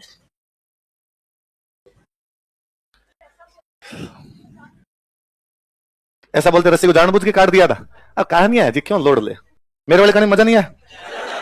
रस्सी कटवाए, अगली क्लास में कटवा दूंगा मैं रस्सी। इस झील के पास नियर दिस लेक, इस झील के पास नियर दिस लेक नटनी का चबूतरा बना हुआ है। नटनी का चबूतरा इज लोकेटेड, इंग्लिश में नटनी का चबूतरा लिखना है, कोई प्लेटफॉर्म ऑफ नट वुमन मत कर लेना। नटनी का चबूतरा बना हुआ है, नटनी का चबूतरा इज लोकेटेड, क्योंकि अंग्रेजों के ना तो नटनी होती थी ना चबूतरे होते थे। नटनी का चबूतरा बना, नटनी का चबूतरा इज लोकेटेड, कल पढ़ेंगे बाकी।